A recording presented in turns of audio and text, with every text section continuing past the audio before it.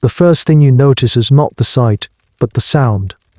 It is not the familiar, rhythmic cadence of marching legions or the sharp commands of a centurion. Instead, what reaches you is a high, wavering music of flutes and the percussive clash of cymbals, alien to the stone-paved roads of Rome. The air, usually thick with the scent of baked bread, open drains, and the sweat of the city, is now cut through with an exotic perfume of sandalwood and myrrh. You are a soldier of the Praetorian Guard, standing in formation under the unforgiving Italian sun, your polished helmet reflecting a sky that suddenly feels foreign. Your hand rests on the pommel of your gladius, a comforting, familiar weight in a world tilting off its axis. For months there has been nothing but rumor whispers of a boy priest from Syria, a supposed son of Caracalla, who defeated the Emperor Macarianus in battle. Now the rumor is made flesh. The procession comes into view, a river of vibrant silks and gold flowing through the drab ber tones of the city. At its center on a chariot is not a hardened general or a stern politician, but a 14-year-old boy. His face is painted with white and red cosmetics. His eyes are lined with cold, dark and unnerving.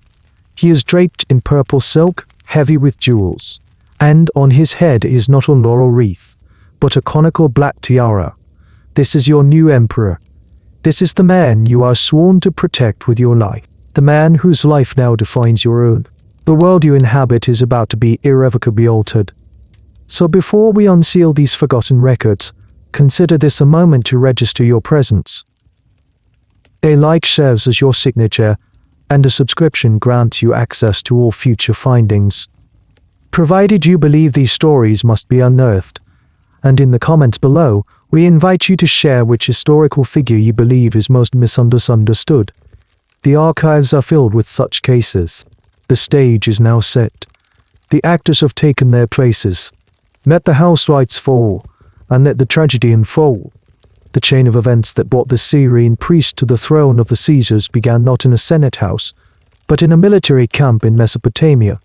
In the spring of 217 AD, the Emperor Caracalla was assassinated, the victim of a conspiracy orchestrated by his own Praetorian prefect, Marcus Opullius Macarianus. For the first time, a man who was not even of senatorial rank, an equestrian, seized the imperial purple. It was a dangerous precedent, one that severed the already tenuous link to the established Sever and dynasty. Macarianus, though a competent administrator, lacked the legitimacy that came from bloodline. This vacuum of legitimacy was not lost on a small group of ambitious women residing in the Syrian city of Emesa. The matriarch of this group was Julia Maesay, the sister of the late Empress Julia Domnonte of the murdered Caracalla. Exiled to her homeland by Macarianus but allowed to retain her vast fortune, Maesay was a woman of formidable intellect and ruthless ambition. She observed the growing dissatisfaction within the military, particularly among soldiers still loyal to the memory of Caracalla. With her were her two widowed daughters Julia Lin Ayas and Julia Mamaye, and their respective sons, the son of Soae. Ayas was a boy named Varius Avitus Basianus, the hereditary high priest of the local sun god Elagabalus. Here, Maesay orchestrated her masterstroke. Utilizing her immense wealth, she began to cultivate the loyalty of the 3rd Gallic Legion, stationed in nearby. A powerful rumor was deliberately seeded among the soldiers that Basianus was not the son of his putative father, but was in fact the illegitimate son of Caracalla, who had visited Emesa years prior. It was whispered, bore a striking resemblance to the late emperor. Two soldiers who felt their status diminished under the equestrian Macarianus. The prospect of restoring a true heir to the throne was intoxicating. The story, whether true or not, was politically potent. On the night of May 16, 218 AD, the 14-year-old Basianus was smuggled into the camp of the 3rd Legion and, at dawn, presented to the soldiers. Adorned in imperial purple and hailed as Marcus Aurelius Antonius, a name deliberately chosen to evoke the revered philosopher-emperor, he was proclaimed the rightful emperor. The bribe that accompanied this proclamation, funded entirely by Julia Maesay, was substantial enough to secure their unwavering allegiance. Macarianus, then in Antioch, initially dismissed the news as a minor provincial disturbance. He dispatched a force under his Praetorian prefect, Pius Julianus, to crush the rebellion. However, when the legionaries saw the boy and heard the claims of his parentage, they killed their own officers and defected to the usurper. The rebellion was now a full-blown civil war. The decisive confrontation occurred on June 8, 218 AD, at the Battle of Antioch. The fighting was fierce, and at one point, the rebel forces began to falter. According to the historian Cassius Dio, it was the personal intervention of Julia Maesai and Julia I, shaming the retreating soldiers and riding into the fray themselves that rallied the troops and turned the tide. Macarianus, seeing his Praetorian Guard give way, panicked. He fled the field, shaving his beard and hair in an attempt to disguise himself as a courier. He was captured days later in Chalcedon and executed. His son and co-emperor, Diadumenian, met the same fate. The path to Rome was now open. Yet, the new emperor did not rush to the capital. He and his court spent the winter of 218 to 119 AD in Nicomedia. It was during this period that the first unsettling reports began to reach the Senate. A portrait of the emperor was sent ahead, depicting him not in the traditional guise of a Roman general or magistrate, but as a priest, in his foreign vestments, performing rites to his god. The painting was ordered to be hung in the Curia Julia, above the very statue of the goddess Victoria, symbolically placing his deity above the traditional spirit of Rome. For the Praetorians in the city, men who had served under Septimus Severus and Caracalla, this was a profoundly disturbing sign. They were soldiers of Rome, guardians of its traditions. Their new master, it seemed, served a different power entirely. When he finally arrived in the city in the late summer of 219 AD, their deepest anxieties were confirmed. The procession was not a triumph of Roman arms, but the arrival of an Eastern cult with the Emperor of Rome as its chief evangelist. The initial priority of the new administration was not the stabilization of the frontiers, the reform of the law, or the conciliation of the Senate. It was theological. The emperor, who now officially styled himself Marcus Aurelius Antonius, was known to his inner circle and soon to all of Rome by the name of his god, Elagabalus. This was not a mere honorific, it was a statement of identity. The emperor was the earthly avatar of the deity, and the deity's agenda was now the state's agenda. The physical manifestation of this god, a conical black meteorite, was brought to Rome with the imperial retinue and initially housed in a temporary location. But it was clear from the outset that this was not to be just another addition to the city's crowded pantheon. Roman religion, for all its complexity, was fundamentally syncretic and hierarchical. The state had a long history of absorbing foreign gods, identifying them with their Roman counterparts, and incorporating them into their religious framework. Isis from Egypt, Mithras from Persia, and Cybele from Anatolia had all found homes and followers within the empire. However, this absorption always occurred within an established structure. Jupiter, Optimus, Maximus, Juno, and Minerva. Jupiter, the best and greatest, was the divine protector of Rome, the source of its power and the guarantor of its continued existence. All other gods, regardless of their origin, were understood to be subordinate to him. Elagabalus sought to invert this pyramid. His god, Elagabalus, was not to be incorporated into the Roman system. The Roman system was to be subsumed by his god. He declared that Elagabalus was, in essence, the master of all other deities. Jupiter himself was to be treated as a mere functionary in the court of this new celestial monarch. To institutionalize this radical shift, a magnificent new temple, the Elagabalus, was constructed on a primary slope of the Palatine Hill. The location was a deliberate and profound statement. The Palatine was the mythological birthplace of Rome and the traditional residence of its emperors since Augustus. To build the temple of a foreign god, there was to place it at the literal and symbolic heart of Roman power. The sacrilege did not end with the temple's location. Elagabalus ordered the most sacred objects of Roman religion to be transferred to the Elagabalus to serve his god. This included the eternal fire from the temple of Vesta, the Palladium, the ancient statue of Pallas Athena believed to have been rescued from Troy, and the sacred shields of the Sully and priests of Mars. His stated intent, according to the historian Herodian, was that no other god could be worshipped in Rome except in conjunction with Elagabalus. The spiritual heritage of the city, cultivated over nearly a millennium, was to be aggregated and made subservient to a black stone from Syria. For the Senate, the traditional priestly colleges, and the populace, this was an act of unparalleled arrogance and impiety. The daily rituals reinforced this theological revolution. Roman religious ceremonies were typically formal, solemn, and meticulously prescribed. They were a contract between the state and the gods, carried out with gravitas by robed magistrates. The rites of Elagabalus, as performed by the emperor himself, were the antithesis of this tradition. Every morning, the emperor would perform ecstatic dances before the altar of the black stone, accompanied by the foreign sounds of flutes, drums, and cymbals. He would be dressed not in the Roman toga or the armor of a general, but in fine silks adorned with necklaces and bracelets, his face painted in the manner of an Eastern priest. Senators and high-ranking equestrians were compelled to attend these performances, standing witness as their emperor prostrated himself before his god. For the Praetorians on duty, tasked with securing the perimeter of these ceremonies, it was a daily spectacle of cultural and religious desecration. Impassive and silent while their commander-in-chief, the supreme authority of the Roman world, engaged in what they could only perceive as a deeply shameful and alien display. The most public manifestation of this new cult was the annual High Festival, which took place in midsummer. The black stone was placed in a magnificent chariot, adorned with gold and precious gems. This chariot was then paraded through the streets of Rome from the Elagabalus on the Palatine to a second, larger temple built outside the city. The emperor himself did not ride in the chariot. Instead, he walked backward in front of it for the entire procession, his eyes fixed upon the stone, leading the horses by their reins. This act of profound public submission by an emperor to his god was without precedent. The streets along the route were sprinkled with gold dust and strewn with flowers.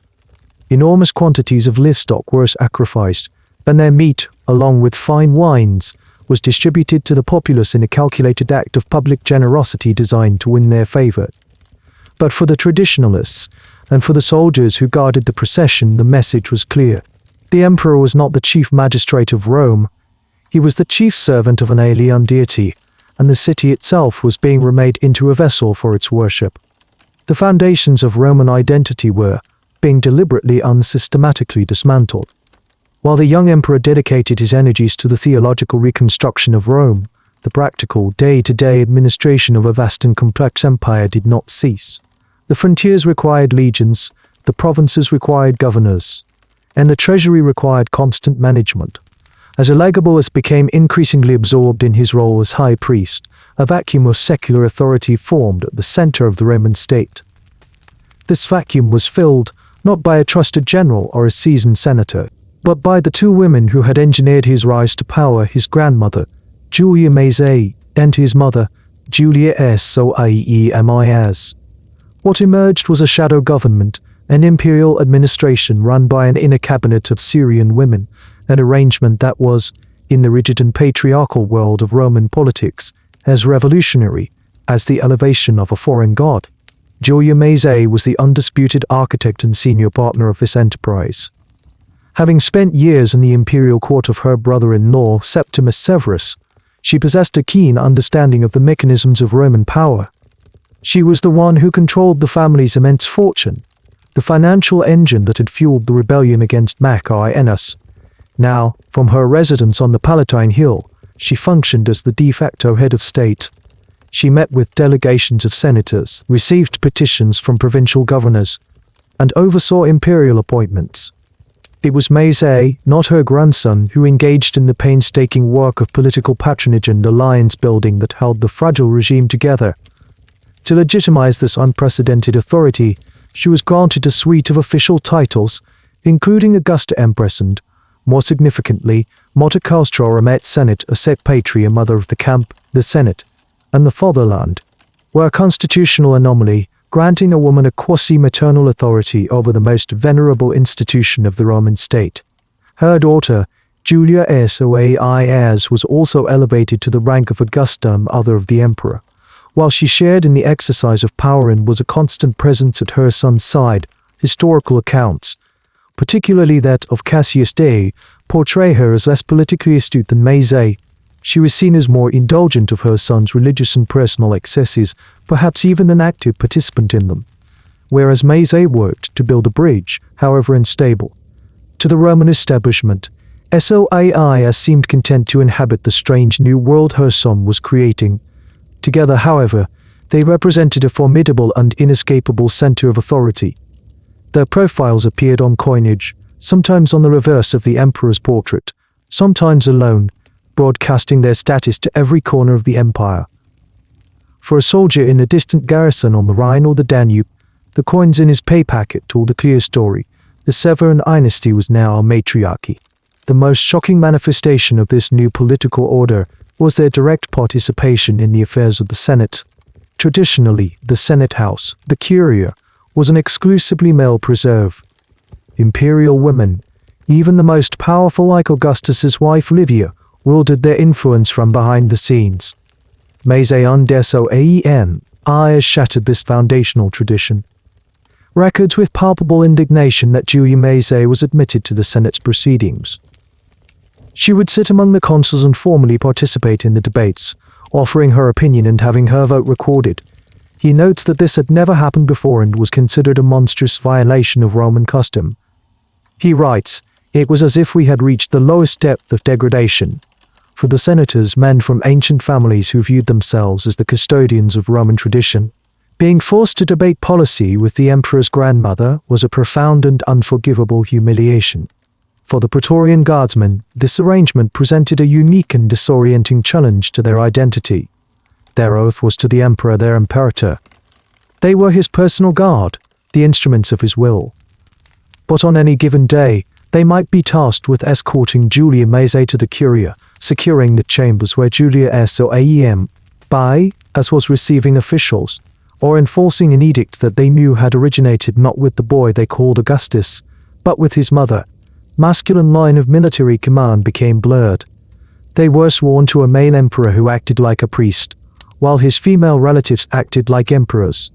This inversion of established gender and political roles created an undercurrent of instability and resentment. The guards were practical men, and they could see who truly controlled the state's finances and made the decisions that mattered. Their loyalty was notionally to Elagabalus, but their continued pay and the stability of their position depended on the political skill of a woman. This created a divided allegiance, a quiet tension between the formal structure of power and its functional reality. The palace they guarded was no longer just the home of the emperor, it was the headquarters of a dynasty run by women, a fact that would have profound consequences for their ultimate loyalty. The formal inclusion of the imperial women in the state's highest legislative body was merely the prelude to an even more peculiar institutional innovation. Having breached the walls of the Curia itself, the new regime proceeded to establish a parallel institution, a formal advisory council exclusively for women, presided over by the emperor's mother, Julia Soaemias.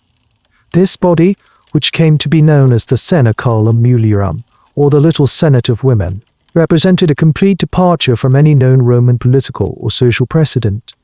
While the presence of Julia Mazae in the actual Senate was a direct assertion of her political power, the creation of the Senaculum was a more complex act, one that combined the formalization of female authority with a theatrical, almost satirical mockery of Roman tradition.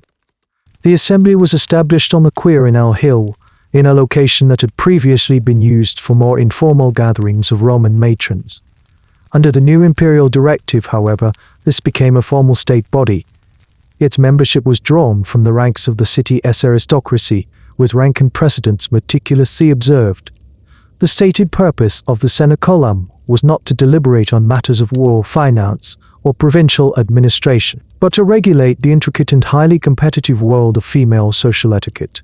According to the Historia Augusta, a later and often sensationalized source, its decrees concerned matters of profound social gravity to the Roman elite. The topics of debate included which articles of clothing were appropriate for women of different social stations.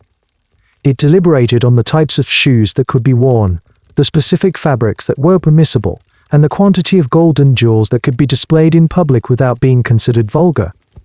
The Senaculum issued edicts on matters of precedence, which woman had the right to be greeted first, who was required to yield to whom in the crowded city streets, and whose litter had the right of way. It determined the protocols for formal visits, the types of carriages in which women of certain ranks could ride, and even which animals, mules or horses, for instance, were suitable for them to use. In essence, it was a legislative body for the codification of aristocratic female life. On the surface, these concerns may seem trivial, a far cry from the existential threats facing the empire, but within the rigid social hierarchy of Rome, these details were the very grammar of power and status. To control them was to control the public expression of the social order. By creating a formal, state-sanctioned body to legislate these matters, the imperial court was inserting itself directly into the private lives of the senatorial elite in an unprecedented way. It was a demonstration of power that operated not on the battlefield, but in the drawing rooms and public thoroughfares of the capital. The political impact of the Senate column was twofold. First, it served to humiliate the traditional male Senate. By creating a parallel institution with a similar name and structure, even for seemingly frivolous purposes, it implicitly devalued the original. The image of the empire's leading women solemnly debating the appropriate use of hairpins, while their husbands and fathers deliberated on grain shortages and barbarian incursions, created a sense of the absurd. It was perceived by the traditional aristocracy as a calculated insult, a theatrical gesture designed to show that the new regime held the ancient institutions of the Republic in contempt. The emperor was creating his own pantheon on the Palatine Hill, and his mother, in turn, was creating her own senate on the Quirinal.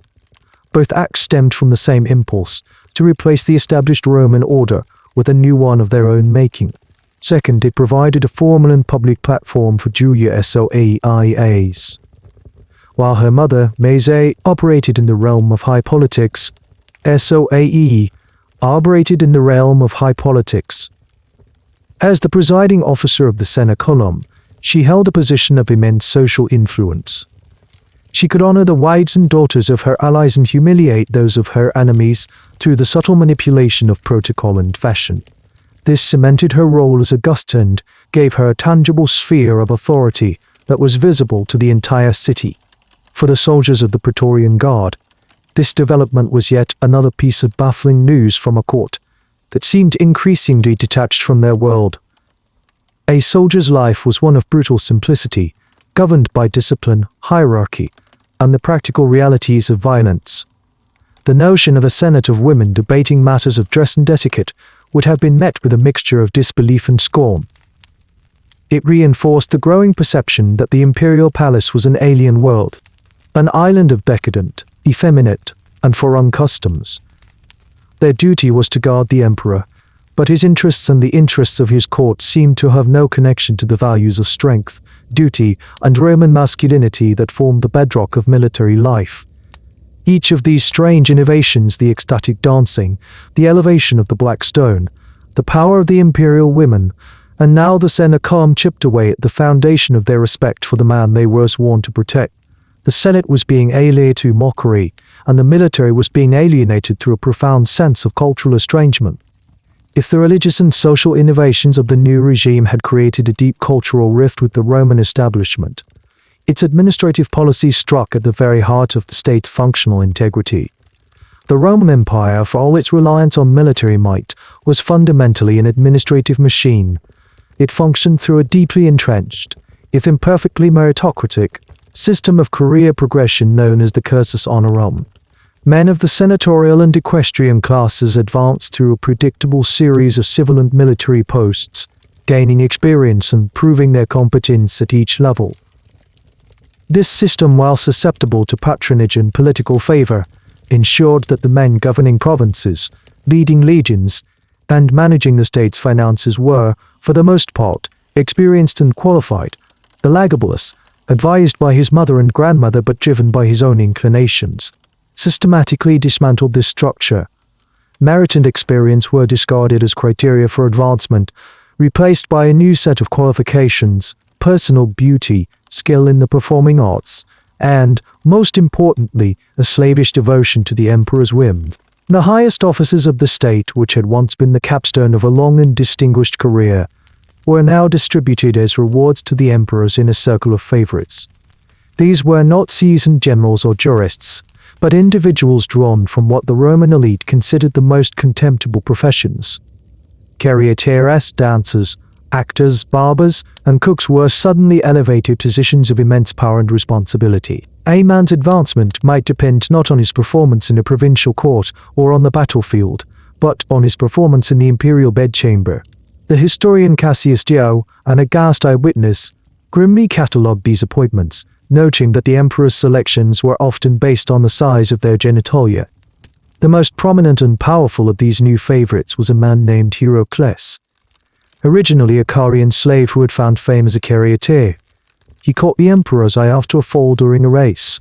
Elagabalus had him brought to the palace, where he quickly became the emperor's most intimate companion and lover.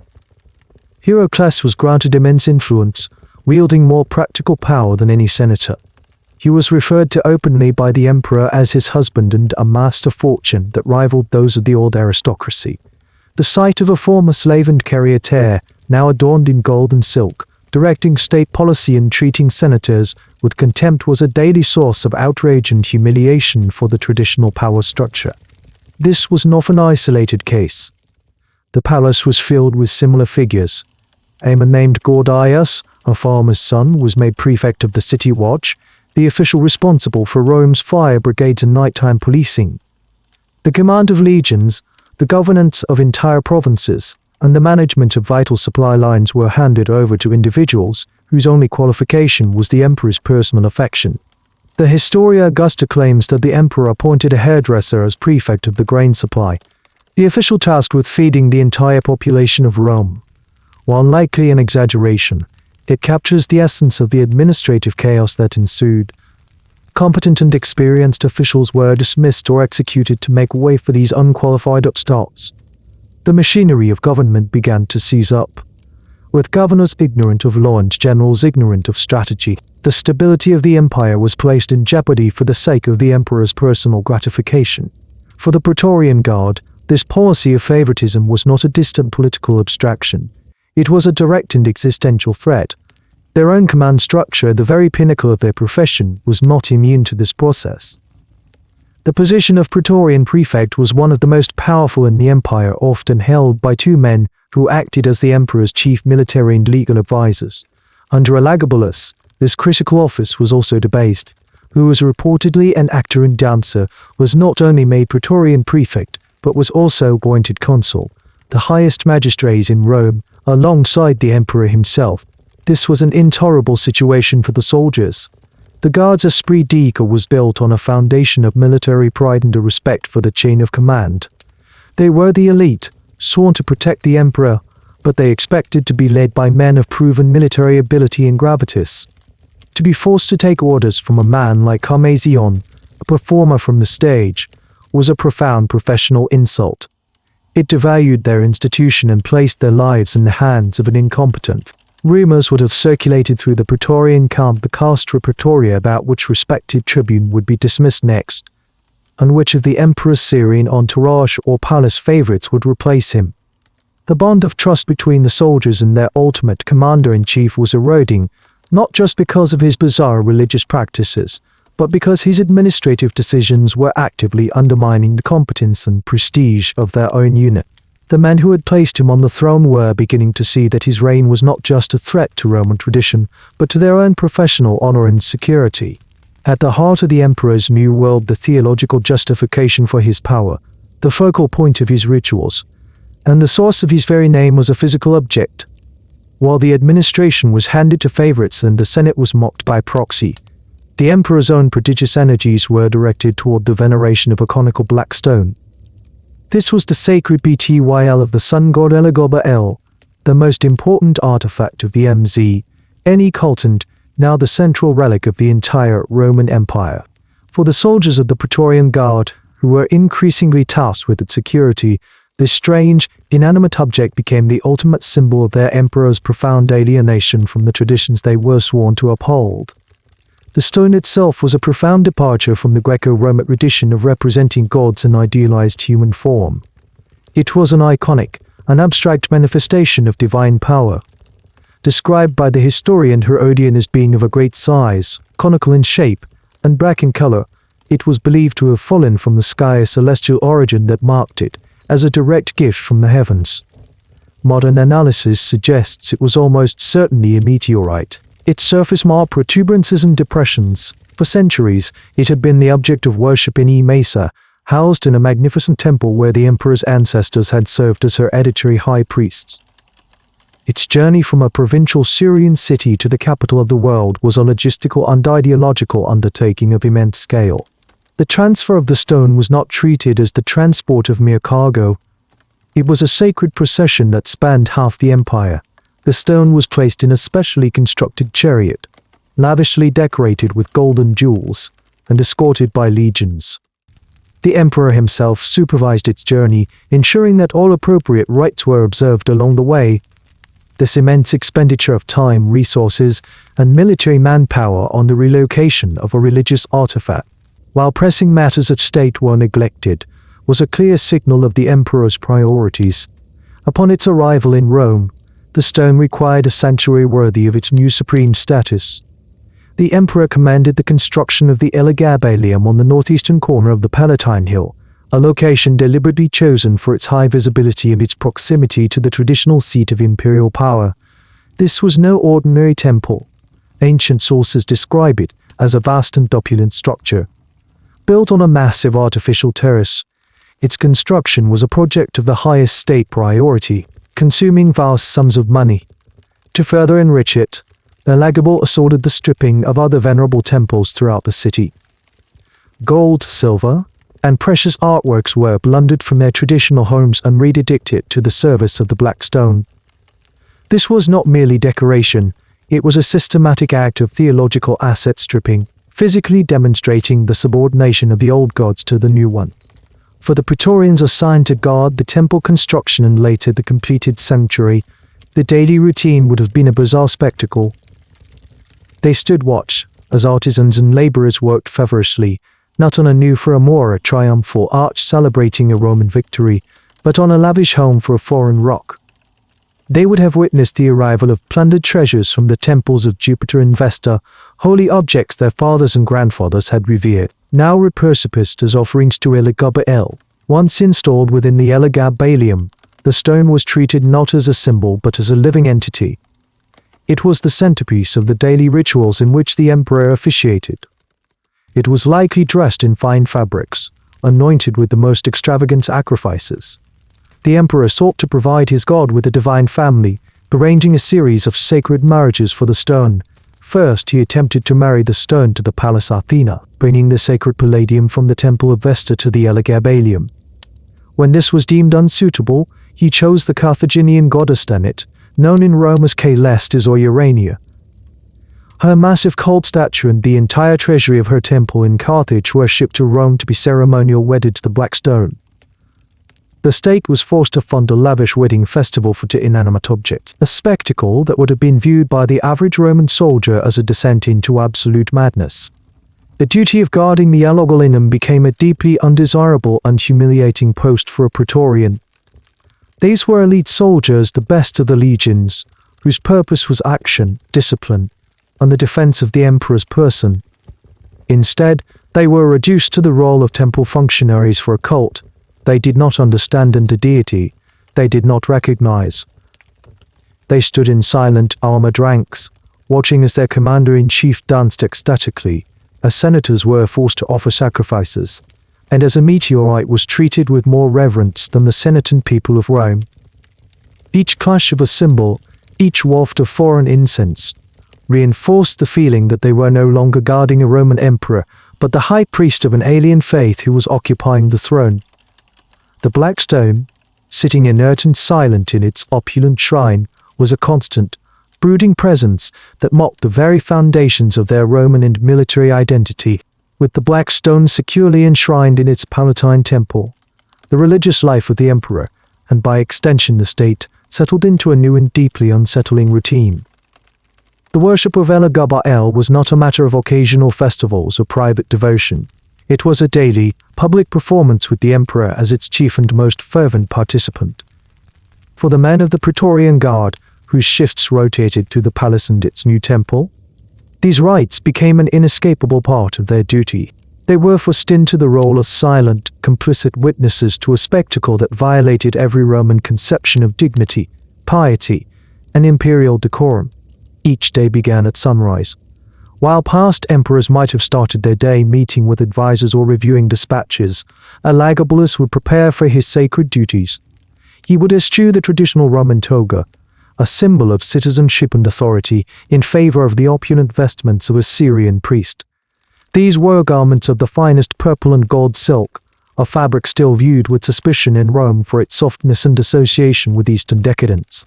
His face was ceremonial, painted with white and red pigments, and his eyes were heavily lined with black kohl, accentuating his youth while simultaneously giving him a mask-like, otherworldly appearance. Adorned with a dizzying array of necklaces, bracelets, and a jewel-encrusted tiara, he would proceed to the Elagabalus. Here, before the sacred stone, the morning's central ritual would unfold. To the sounds of an orchestra of flutes, drums, and cymbals, a cacophony that grated on Roman ears accustomed to the martial sounds of the trumpet and horn, the emperor would begin his dance. It was not the restrained, symbolic movement of a Roman priest, but an uninhibited, ecstatic performance. He would circle the altar, his movements becoming increasingly frenetic, his body swaying and whirling in a state of religious transport. Accompanying him was a chorus of Syrian women, their high-pitched cries adding to the alien atmosphere. The sacrifices were on a scale of almost unimaginable extravagance. Hecatombes, the sacrifice of 100 oxen at a time, were a common occurrence.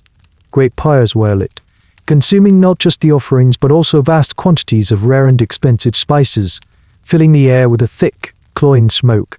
Jars of the finest wine were poured out as libations before the stone. The emperor himself would officiate, wielding the sacrificial knife and, according to Cassius Dio, meticulously examining the entrails of the victims for omens, a duty he usurped from the official priestly colleges. The most humiliating aspect of this daily theatre was the enforced participation of the Roman elite.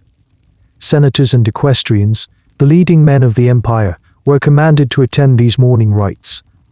They were made to stand in ranks, just as the Praetorians did, and observe the spectacle. They witnessed their emperor, the source of all law and order, dancing in a frenzy. They saw the treasures of the empire lavished upon a foreign cult. Their presence was not a choice, it was a command, a test of loyalty that was also an act of calculated degradation. A Praetorian on guard duty could look across the temple courtyard and see the barely concealed disgust and fear on the faces of the most powerful men in Rome, and recognize in it his own feelings. Back in the cool, Spartan confines of the Castra Praetoria, the whispers began. The soldiers, men drawn from Italy and the more Romanized provinces, struggled to reconcile the figure they guarded with their concept of an imperator. The stories exchanged over watered wine in the barracks were a mixture of disbelief and contempt. They spoke of the painted boy and his unmanly dancing. They grumbled about the waste, contrasting the lavish sacrifices with any real or perceived delays in their own pay. They mocked the senators who were forced to carry sacred effigies in the public processions. These whispers were more than simple gossip. They were the sound of a fundamental bond breaking. The respect that a soldier must have for his commander was being systematically eroded, not by defeat in battle, but by the emperor's own daily actions. The public rites were a constant, visible reminder that their leaders' priorities were not their own. Their world was one of order, discipline, and a stoic, masculine ideal. The emperor's world was one of ecstatic chaos, sensual indulgence, and religious fanaticism. In guarding him, they were guarding the inversion of their entire value system. They were the silent, armored frame around a picture of imperial shame. Their impassive expressions a mask for the growing consensus that the man they were sworn to protect was fundamentally unfit to rule. Each day, the oath they had sworn felt heavier, and the gladius at their hip felt more like a prop in a foreign play than the weapon of a Roman soldier. The emperor's religious project was not confined to ritual and architecture. It extended into the most personal and, for a Roman, political of institutions, marriage. In his short 4-year reign, Elagabalus would marry and divorce 5 times, a marital instability that mirrored the chaos of his administration. But one of these unions transcended mere political or personal caprice. It was an act of such calculated and profound sacrilege that it sent a shockwave of genuine horror through every level of Roman society. This was his marriage to the Vestal Virgin, Aquilia Severa. To understand the magnitude of this transgression, one must first understand the sacred position of the Vestales in the Roman state. The Vestal Virgins were a college of 6 priestesses, chosen in childhood from the city's noblest families, to serve the goddess Vesta, the guardian of the hearth and home. Their primary duty was to maintain the sacred fire in the temple of Vesta, a flame that was believed to be inextricably linked to the continued existence and security of Rome itself. If the fire went out, it was a terrifying omen of impending disaster. To perform this sacred duty, the Vestales took a solemn 30-year vow of absolute chastity. Their purity was not merely a personal attribute, it was a state asset, a spiritual shield that protected the entire Roman people. The penalty for a Vestal who broke her vow was as absolute as the vow itself, imperial. She would be dressed in funeral clothes, placed on a bier, and carried in a silent procession to a specially constructed underground chamber. Given a single loaf of bread and a lamp, she would be sealed inside to perish in the darkness, a method of execution that avoided the sin of direct justice. Her male partner in the crime was flogged to death in public. This was not a punishment enacted lightly. It was a desperate ritual of purification, designed to appease the gods for a violation that had endangered the entire community. The Vestales were, in the most literal sense, the consecrated property of the Roman state, brides of the city itself. In 220 AD, Elagabalus, having already divorced his first wife, Julia Polla, turned his attention to Aquilia Severa. He ordered her to be removed from the house of the Vestales, a sanctuary that was legally inviolable, and brought to the imperial palace. He then announced his intention to marry her. The news was met with stunned disbelief. It was an act that defied centuries of religious law and social taboo. This was not merely an unpopular political marriage. It was a directus, alt on the pax terram, the delicate peace between gods and men upon which Roman civilization was believed to rest. The emperor's justification for this outrage, as recorded by Cassius Dio, was as bizarre as the act itself. He proclaimed that it was fitting for him, the high priest Sorcedo Zampol, Isimus of the god Elagabalus, to marry a high priestess. From this sacred union, he claimed, godlike children would be born. This was not an argument designed to persuade the Roman Senate or people. It was the declaration of a man operating in a completely separate theological reality, one in which Roman traditions were not obstacles to be respected, but tools to be repurposed or discarded in the service of his own cult. He was not just breaking a rule, he was rewriting the very definition of sanctity. For the Praetorian Guard, this event marked a significant escalation. Their emperor's strange for uncustoms had been a source of shame and mockery. His elevation of low-born favorites had been a source of professional resentment. But this act was different. It inspired a deeper and more primal emotion, fear. Soldiers, like most people in the ancient world, were deeply superstitious. They might not have been theologians, but they understood that there were certain lines that must not be crossed. The purity of the Vestales was one such line. To violate a Vestal was to invite the wrath of the gods, not just upon the perpetrator, but upon the entire city. It was to risk plague, famine, and military defeat. The whispers in the Castra Praetoria would have changed in tone. The contemptuous jokes would have been replaced by anxious speculation. The emperor was no longer just an embarrassment. He was a liability, a spiritual contagion who was actively endangering the state they were all sworn to serve. A Praetorian standing guard at the palace during the wedding festivities would have been a man in a state of profound cognitive dissonance. He was physically protecting the perpetrator of a crime for which Roman law demanded the most terrible of punishments. His oath bound him to the man, but his cultural and religious instincts screamed that the man was an enemy of the gods and therefore an enemy of Rome. This single act did more to dissolve the bonds of loyalty than any political purge. It planted a seed of righteous justification in the minds of the soldiers. To move against this emperor might not be an act of treason, but an act of piety, a necessary measure to save Rome from its own leader. The formal desecration of the marriage sacrament, through the union with the Vestal Virgin, was an offense against the gods of Rome. But it was not the sole marital arrangement of the emperor to scandalize the city. Another relationship, conducted in parallel with his formal marriages, represented a more intimate, and in some ways more corrosive, violation of the Roman social order. While the marriage to Aquileia Severa was an attack on divine law, the emperor's bond with his chosen husband was an attack on the fundamental tenets of Roman masculinity, hierarchy, and power. Of all the favorites elevated from obscurity to the pinnacle of the state, none achieved the prominence or inspired the same degree of revulsion as the charioteer Heracles. Heracles was a slave from Caria, a region in southwestern Anatolia. He had earned his freedom and a degree of public fame in the brutal and popular world of chariot racing. It was during a race in Rome that he captured the emperor's attention. After being thrown from his chariot in an accident, his helmet falling off to reveal what the emperor considered a handsome face, he was summoned to the palace. From that moment, his ascent was meteoric. He became the emperor's most cherished companion, an inseparable presence in both the private quarters and the public functions of the imperial court. This was not a discreet affair conducted in the shadows. Elagabalus, with his characteristic disregard for convention, flaunted the relationship as a formal union. Elagabalus publicly declared Heracles to be his husband. He reveled in being called Heracles's queen, his mistress, and his wife.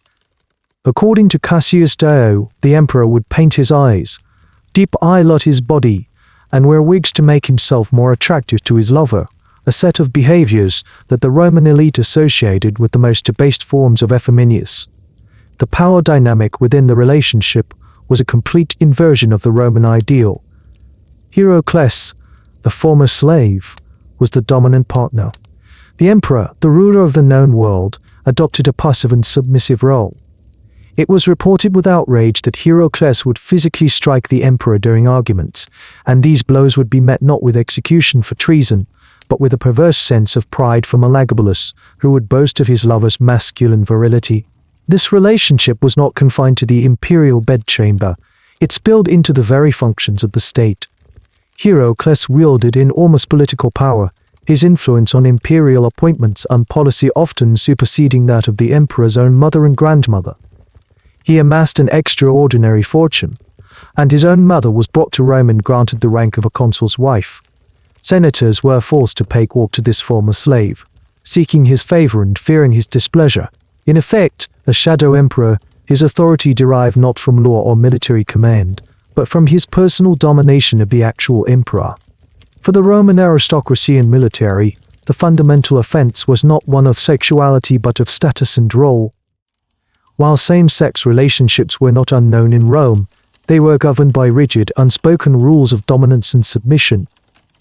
A man of high status could engage in a relationship with a social inferior, a slave or a prostitute, provided he maintained the dominant, active role. To take the passive role was to be seen as unmanly, to abdicate one's social and gender identity.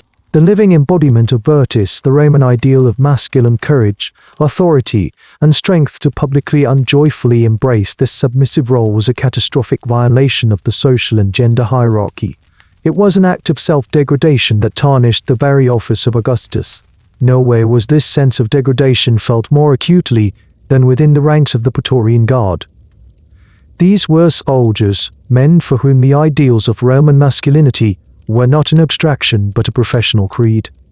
Their commander-in-chief, the man they called imperator, was presenting himself to the world as the wife of a Carian charioteer. The shame was unbearable.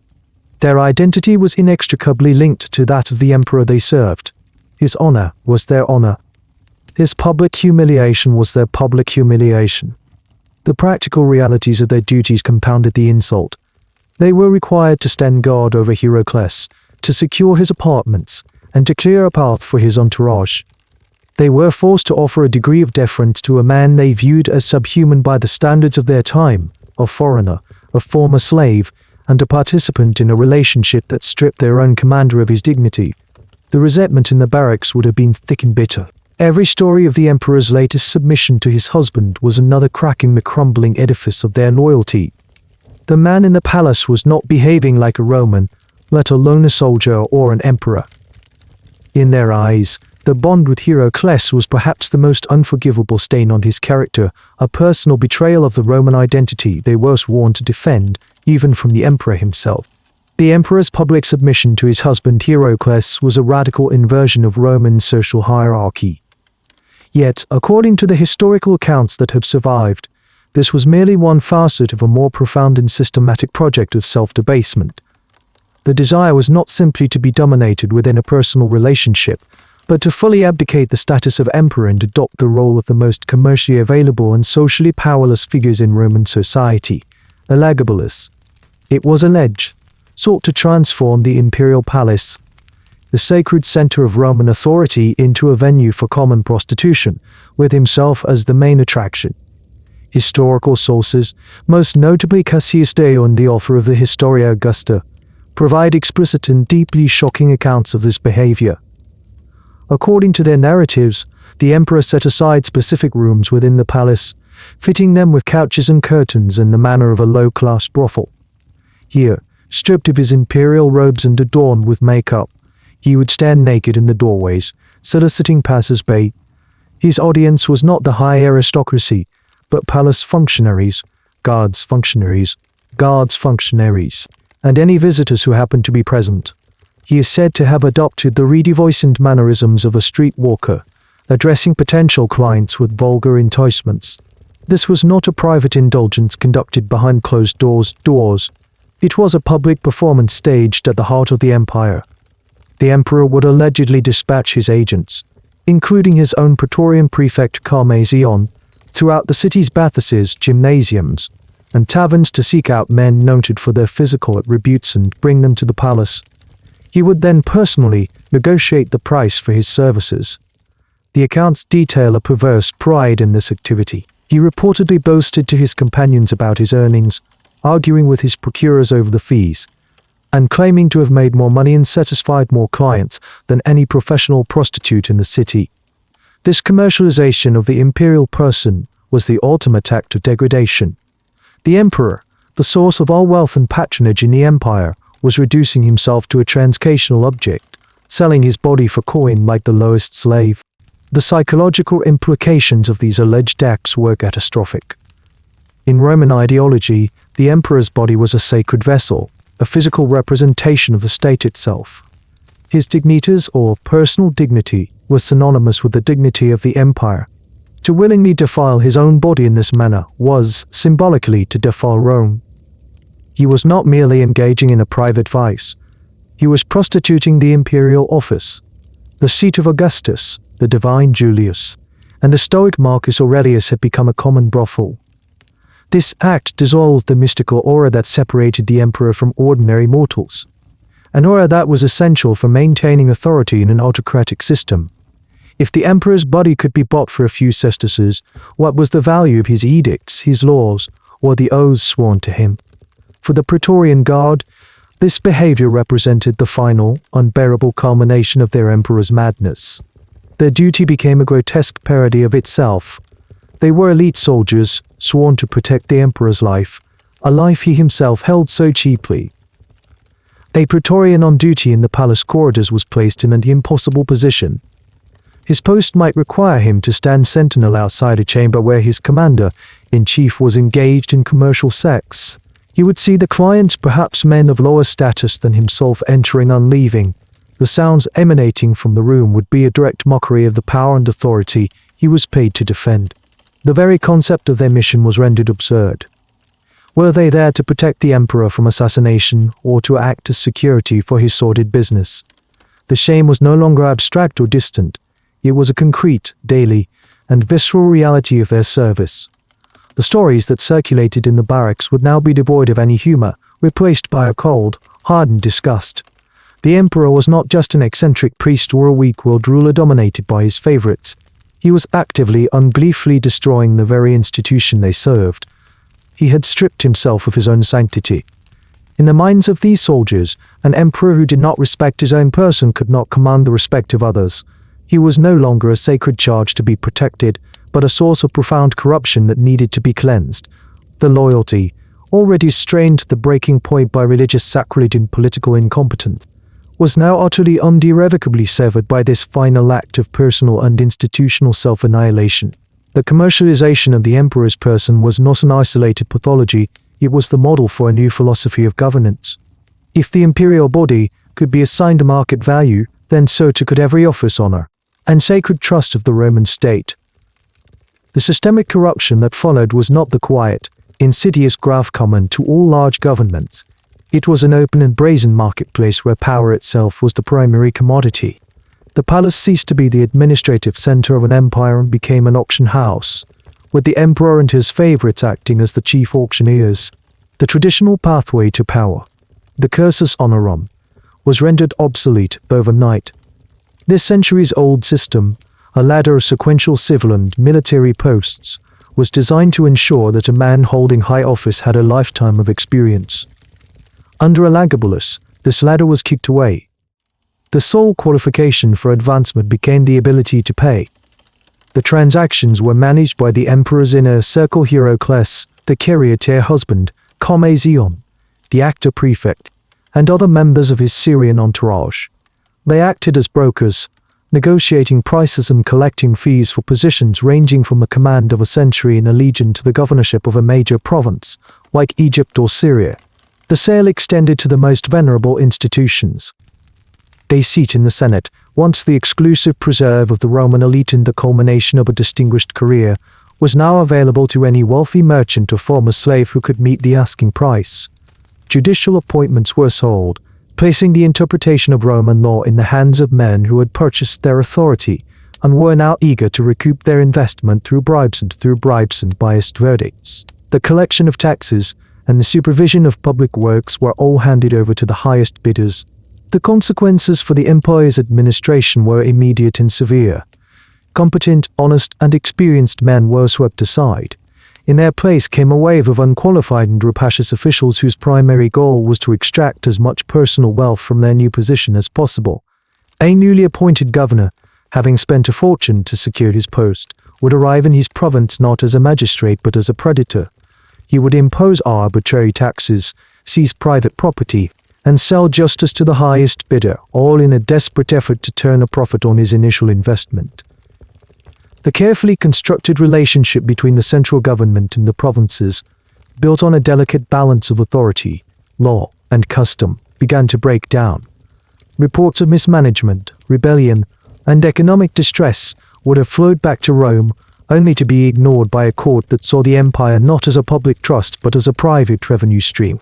This systemic corruption also starred the state treasury. The vast sums of money generated by this trade did not flow into the era room, the public purse used to fund the army and infrastructure. Instead, it was funneled directly into the private accounts of the emperor and his favorites, funding their extravagant lifestyle, the lavish religious festivals, and the construction of the Elagabalus. The state was being hollowed out from within, its assets liquidated for the short-term pleasure of its ruler. For the soldiers of the Praetorian Guard, this was not a distant problem of provincial mismanagement. It struck at the heart of their own world. The military, particularly the Guard, was a strict meritocracy where promotion was earned through discipline, courage, and seniority. Now they witnessed the rank of tribune or centurion being sold to unqualified fops from the city, men who had never endured a forced march or stood in a shield wall. A man who had dedicated 20 years of his life to the legions could be forced to take orders from a wealthy youth who had purchased his command, but knew nothing of strategy or leadership. This practice was not just insulting, it was dangerous. It destroyed unit cohesion, eroded discipline, and placed the lives of ordinary soldiers in the hands of incompetents. The Castra Praetoria became a microcosm of the empire's decay. The men could see with their own eyes the moral rot at the center of the system they protected.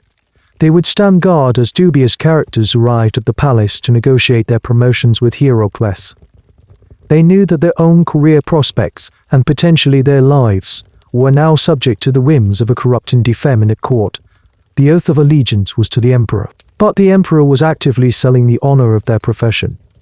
The foundations of military loyalty, respect for the chain of command, belief in the system of advancement, and pride in the institution were being systematically dismantled, not by an external enemy, but by the very man they were paid to defend.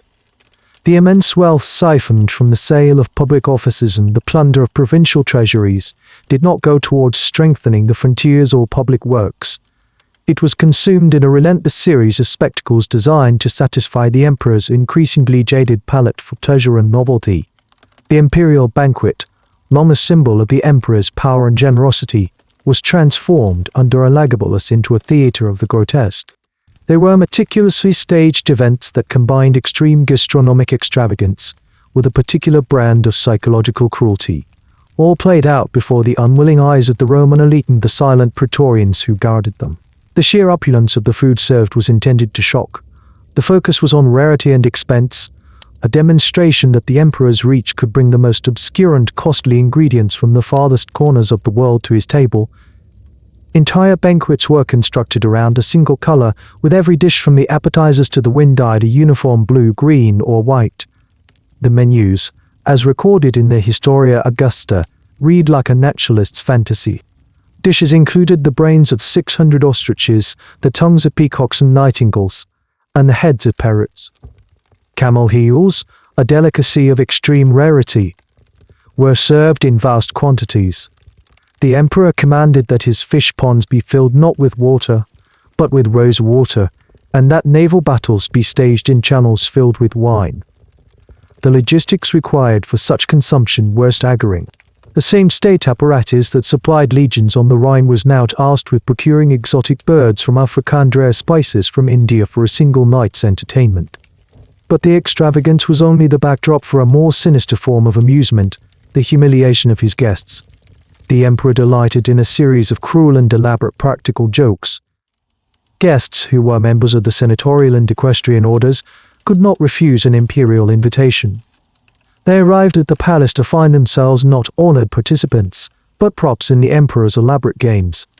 Upon being seated, a guest might find his cushioned couch suddenly deflate, dropping him to the floor to the amusement of the court. The food itself was part of the deception. Replicas of lavish dishes perfect from glass, wood, or ivory would be placed before a hungry guest who would risk breaking his teeth if he attempted to eat. Inedible objects would be hidden within the real food. Drunken guests would sometimes be carried not to guest chambers but to a room where they would awaken in the middle of the night to find themselves locked in with a collection of tame but terrifying animals, lions, leopards, and bears let loose to roam among them. The terror was real, even if the danger was manufactured. One of the most notorious features of these banquets was the imperial lottery. At the end of the meal, tickets would be distributed for a drawing of prizes. The disparity of these prizes was a study in the emperor's arbitrary power. One guest might win 10 camels, another 10 pounds of gold, and the man sitting next to him might win 10 dead flies or 10 bears. The purpose was to demonstrate that fortune, favor, and ruin were all dispensed according to the emperor's momentary whim. He could make a man wealthy or make him a public laughing-stock with equal ease. The ultimate prank was a ceiling constructed with reversible panels. At the height of the festivities, the panels would open, releasing such an overwhelming torrent of violets and other flowers that some guests, trapped and unable to escape, were reportedly smothered to death under the fragrant deluge. For the Praetorian Guardsmen standing sentinel at the entrances to the banquet hall, these events were a source of profound disgust. They were soldiers, men of simple and direct tastes, for whom a meal was sustenance. They saw the staggering waste, the food that would be thrown away which could have fed a cohort for a week. They heard the sounds from within, not the dignified conversation of a state dinner, but the shrieks of surprise, the roars of wild animals, and the emperor's high-pitched laughter. They would watch as respected, elderly senators stumbled out at dawn, their robes stained with wine, their faces a mask of fear and humiliation. The emperor was not just indulging himself, he was actively degrading the very men who represented the institutional memory and stability of the Roman state. The Praetorians were guarding a madhouse, and the master of the house was their emperor. Each banquet was another confirmation that he was not only unfit to command, but was a source of chaos and decay who found pleasure in the debasement of all things Roman. The relentless consumption of the imperial court, the endless banquets, the jewel-encrusted chariots, the construction of monumental temples, and the lavish bribes paid to unworthy favorites placed an unsustainable strain on the Roman treasury. An empire's finances, like its armies, required discipline and careful management. Under Elagabalus, the state's expenditures spiraled into a vortex of personal indulgence, rapidly depleting the reserves accumulated by his Sever predecessors. Faced with an ever-growing gap between his income and his appetites, the emperor turned to a solution to the insidious, the systematic debasement of the empire's currency. Currency debasement was not a new invention. Previous emperors, often under the pressure of financing major wars, had periodically reduced the precious metal content of Roman coinage, mixing silver with increasing amounts of copper or other base metals while maintaining the coin's official face value. It was a form of stealth taxation, a way for the state to mint more coins from the same amount of silver, thereby meeting its immediate obligations. However, under Elagabalus, this occasional emergency measure became a core tenet of fiscal policy. The process was accelerated to a reckless degree, driven not by the needs of the state, but by the insatiable demands of the palace. The primary silver coin of the era was the Antoninus, introduced by Chronicles. Early in his reign, this coin contained a respectable, if not entirely pure, silver content of around 50–55%. Metallurgical analysis of surviving coinage from the reign of Elagabalus reveals a precipitous decline. Within his short 4 years on the throne, the silver content of the Antoninus plummeted, in some issues falling to as low, and they tarnished more quickly. More quickly. They were, in a very real and physical sense, a cheap imitation of what they were supposed to represent. The consequences of this policy rippled out from the imperial mint to every marketplace in the empire. While the emperor could compel soldiers and state employees to accept these debased coins at their face value, merchants and money changers were not so easily fooled. They understood the difference between good money and bad money. Prices for essential goods, grain, oil, wine, textiles began to rise as vendors demanded more of the new, less valuable coins to equal the value of the old ones. This was the beginning of a cycle of inflation that would plague the empire for the rest of the 3rd century. The economic certainty that had underpinned the Pax Romana began to erode. Savings, carefully accumulated over generations, lost their value. A man who retired with a chest of silver coins found, a few years later, that it could buy only half of what it once could. For the soldiers of the Praetorian Guard, this issue was not a distant abstraction of economic theory. It was a direct and deeply personal betrayal. The Guard's loyalty had always been a transactional arrangement, cemented by their status as the highest-paid soldiers in the Roman army.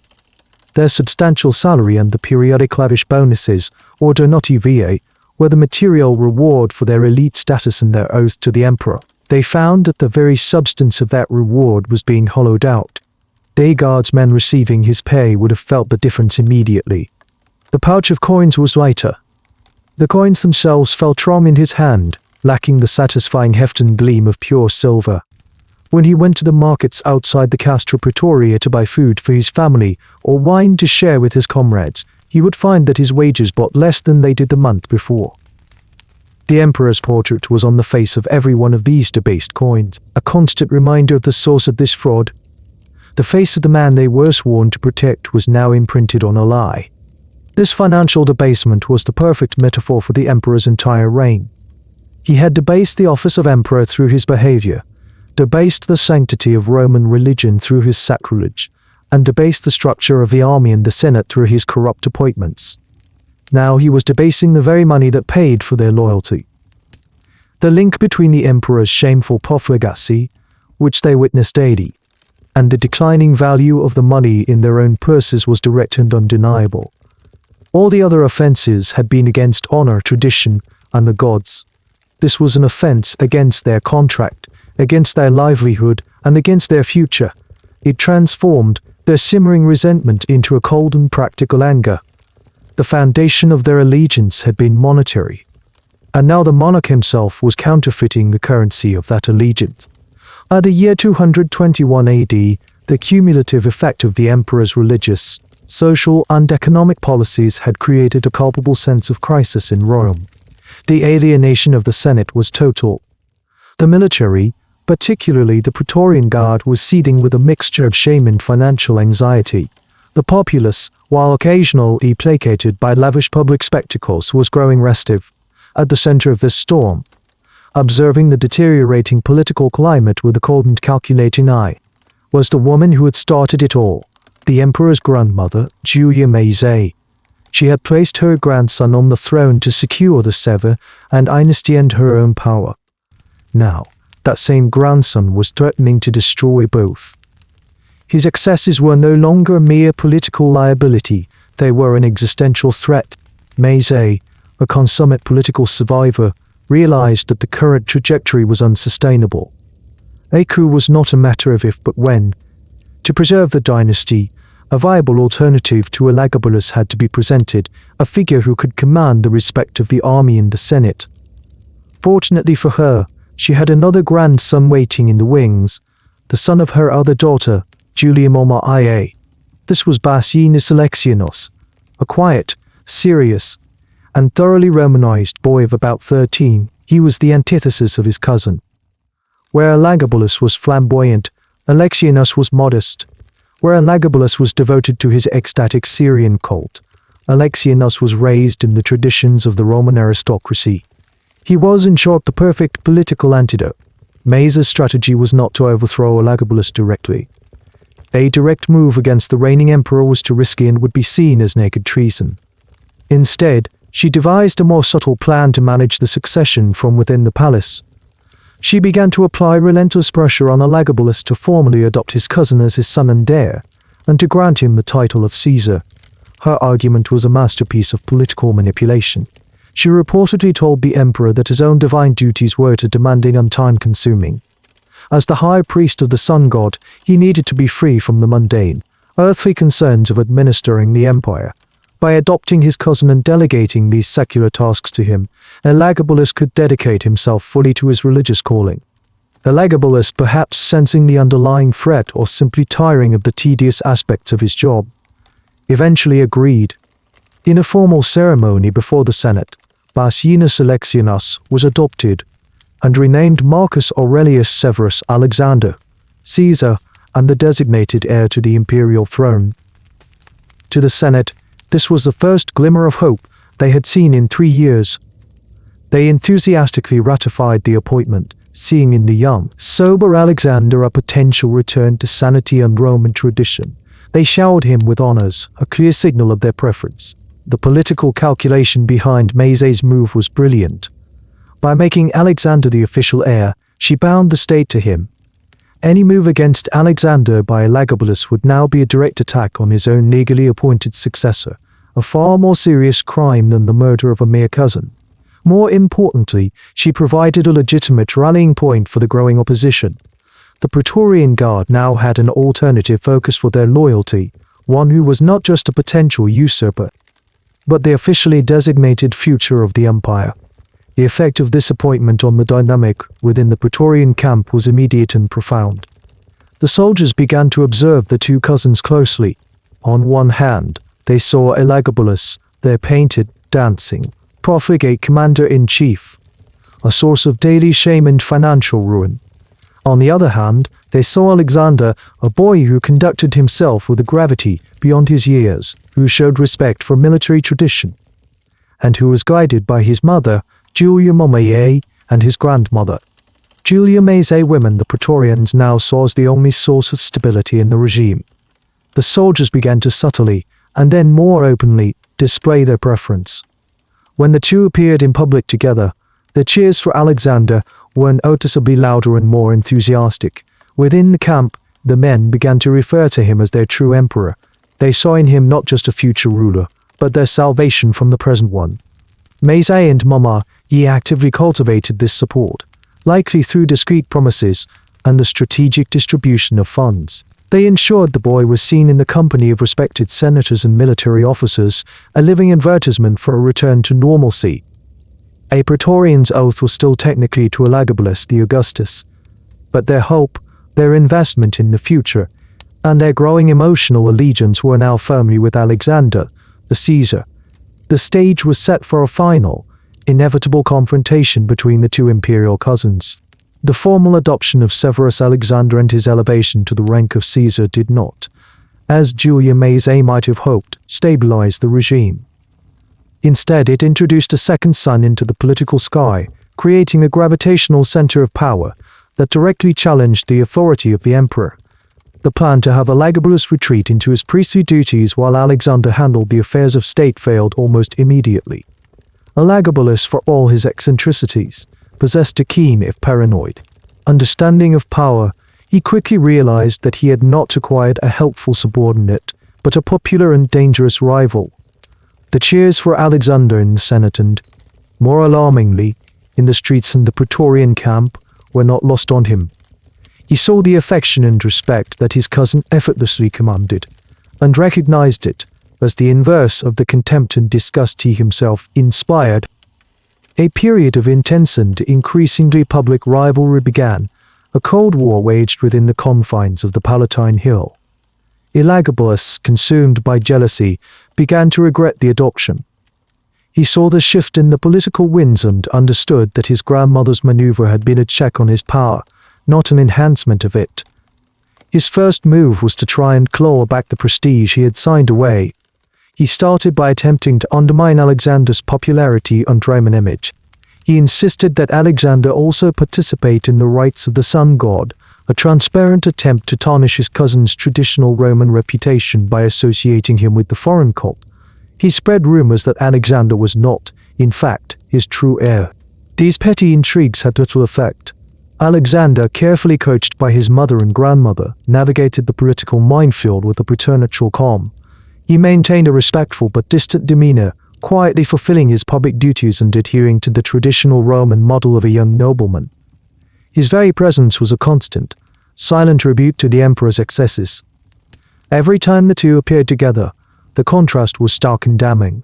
On one side stood Elagabalus in his silk robes and makeup, surrounded by his entourage of dancers and charioteers. On the other stood Alexander in a simple toga, accompanied by respected senators. For any observer, and especially for the soldiers who guarded them, the choice was clear. As his frustration grew, Elagabalus' actions became more erratic and openly hostile. He stripped Alexander of his titles, ordering his name and image to be removed from public inscriptions and statues. He forbade senators from visiting his cousin. These moves backfired spectacularly. The Senate, in a rare act of collective defiance, simply ignored the emperor's commands. The Praetorian Guard, whose loyalty was now almost entirely with the young Caesar, grew openly mutinous at the news. A crisis was averted only when Elagabalus, confronted by the raw anger of his own guards and the implacable will of Julia Mazae, was forced into a humiliating public hitbound. He had to go to the Praetorian camp in person, accompanied by Alexander, to placate the troops and formally restore his cousin's titles. This episode was a catastrophic miscalculation. It revealed to everyone, including Elagabalus himself, where the true power now lay. It was not with him, the Augustus, but with the soldiers who protected his designated heir. This public humiliation sealed the emperor's paranoia. He now saw conspiracies everywhere, and his cousin was at the center of them all. The atmosphere in the palace became thick with suspicion and fear. The two imperial mothers, Soae and Mamae, who had once been allies in the family's rise to power, were now bitter rivals, each maneuvering to protect and promote her own son.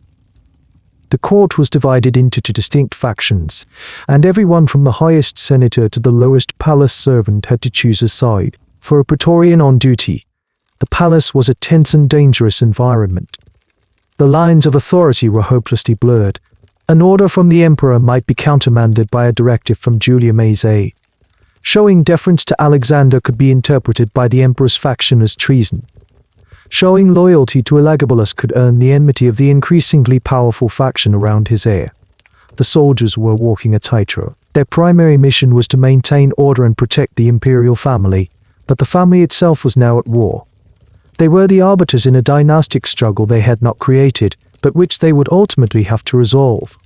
The question was no longer whether they would have to choose between the two sons, but when and how that choice would be made, and how much blood would be spilled in the process. The forced reconciliation in the Praetorian camp was not a truce. It was merely a pause in hostilities. For Elagabalus, the public humiliation of being dictated to by his own soldiers served as the final, irrefutable proof that his position wasn't tenable as long as his cousin lived. His paranoia, fed by the public display of his own impotence, now hardened into a singular, homicidal conviction: Alexander must be eliminated. Having failed to strip his rival of his titles and political support, the emperor now turned to the more direct and final tools of a tyrant: poison and the assassin's blade. The first attempts were subtle, cloaked in the rituals of court life. The imperial table, where the family often dined together, became a potential scene of the crime. However, Elagabalus was not maneuvering in a vacuum. He was pitted against two women, his grandmother Maze A and his aunt Mommy A, who were far more experienced in the art of political survival.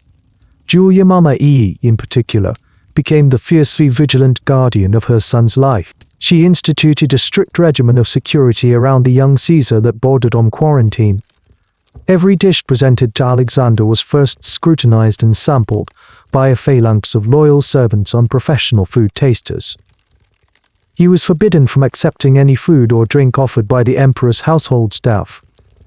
He was instructed to eat only food prepared in his own kitchens by cooks whose loyalty to Mommy A was absolute. The emperor's attempts to poison his heir were frustrated by a simple, unbreakable wall of maternal vigilance. When clandestine methods failed, the emperor's desperation led him to more direct means. He resolved to use force. On several occasions, he dispatched trusted centurions and assassins from his personal retinue, men whose loyalty was to him alone, not to the broader Praetorian institution, with direct orders to enter Alexander's apartments and kill him. These were clumsy, desperate acts, born of rage, rather than strategic planning. Each attempt met with ignominious failure.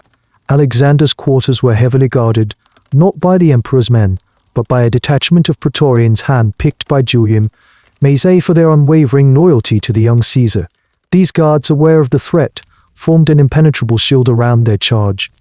The would-be assassins were intercepted, disarmed, and either killed in the ensuing struggle or arrested. News of these attempts did not remain within the palace walls for long. It traveled with the guardsmen returning from their shifts, spreading through the barracks of the Castra Praetoria like a contagion. The reaction was one of cold fury. It was one thing for the emperor to be a religious deviant and a public embarrassment. It was another thing entirely for him to attempt to murder his own legally adopted son and the state's designated heir. This was not just a family squabble. It was an act of high treason against the future of the empire, a future the Praetorians themselves had come to endorse and protect. The murder plots crystallized their contempt into a sense of protective duty. Alexander was no longer just a preferable alternative. He was their charge, an innocent boy threatened by a murderous tyrant. Their role shifted from being passive observers of a political rivalry to active participants in the defense of the legitimate successor.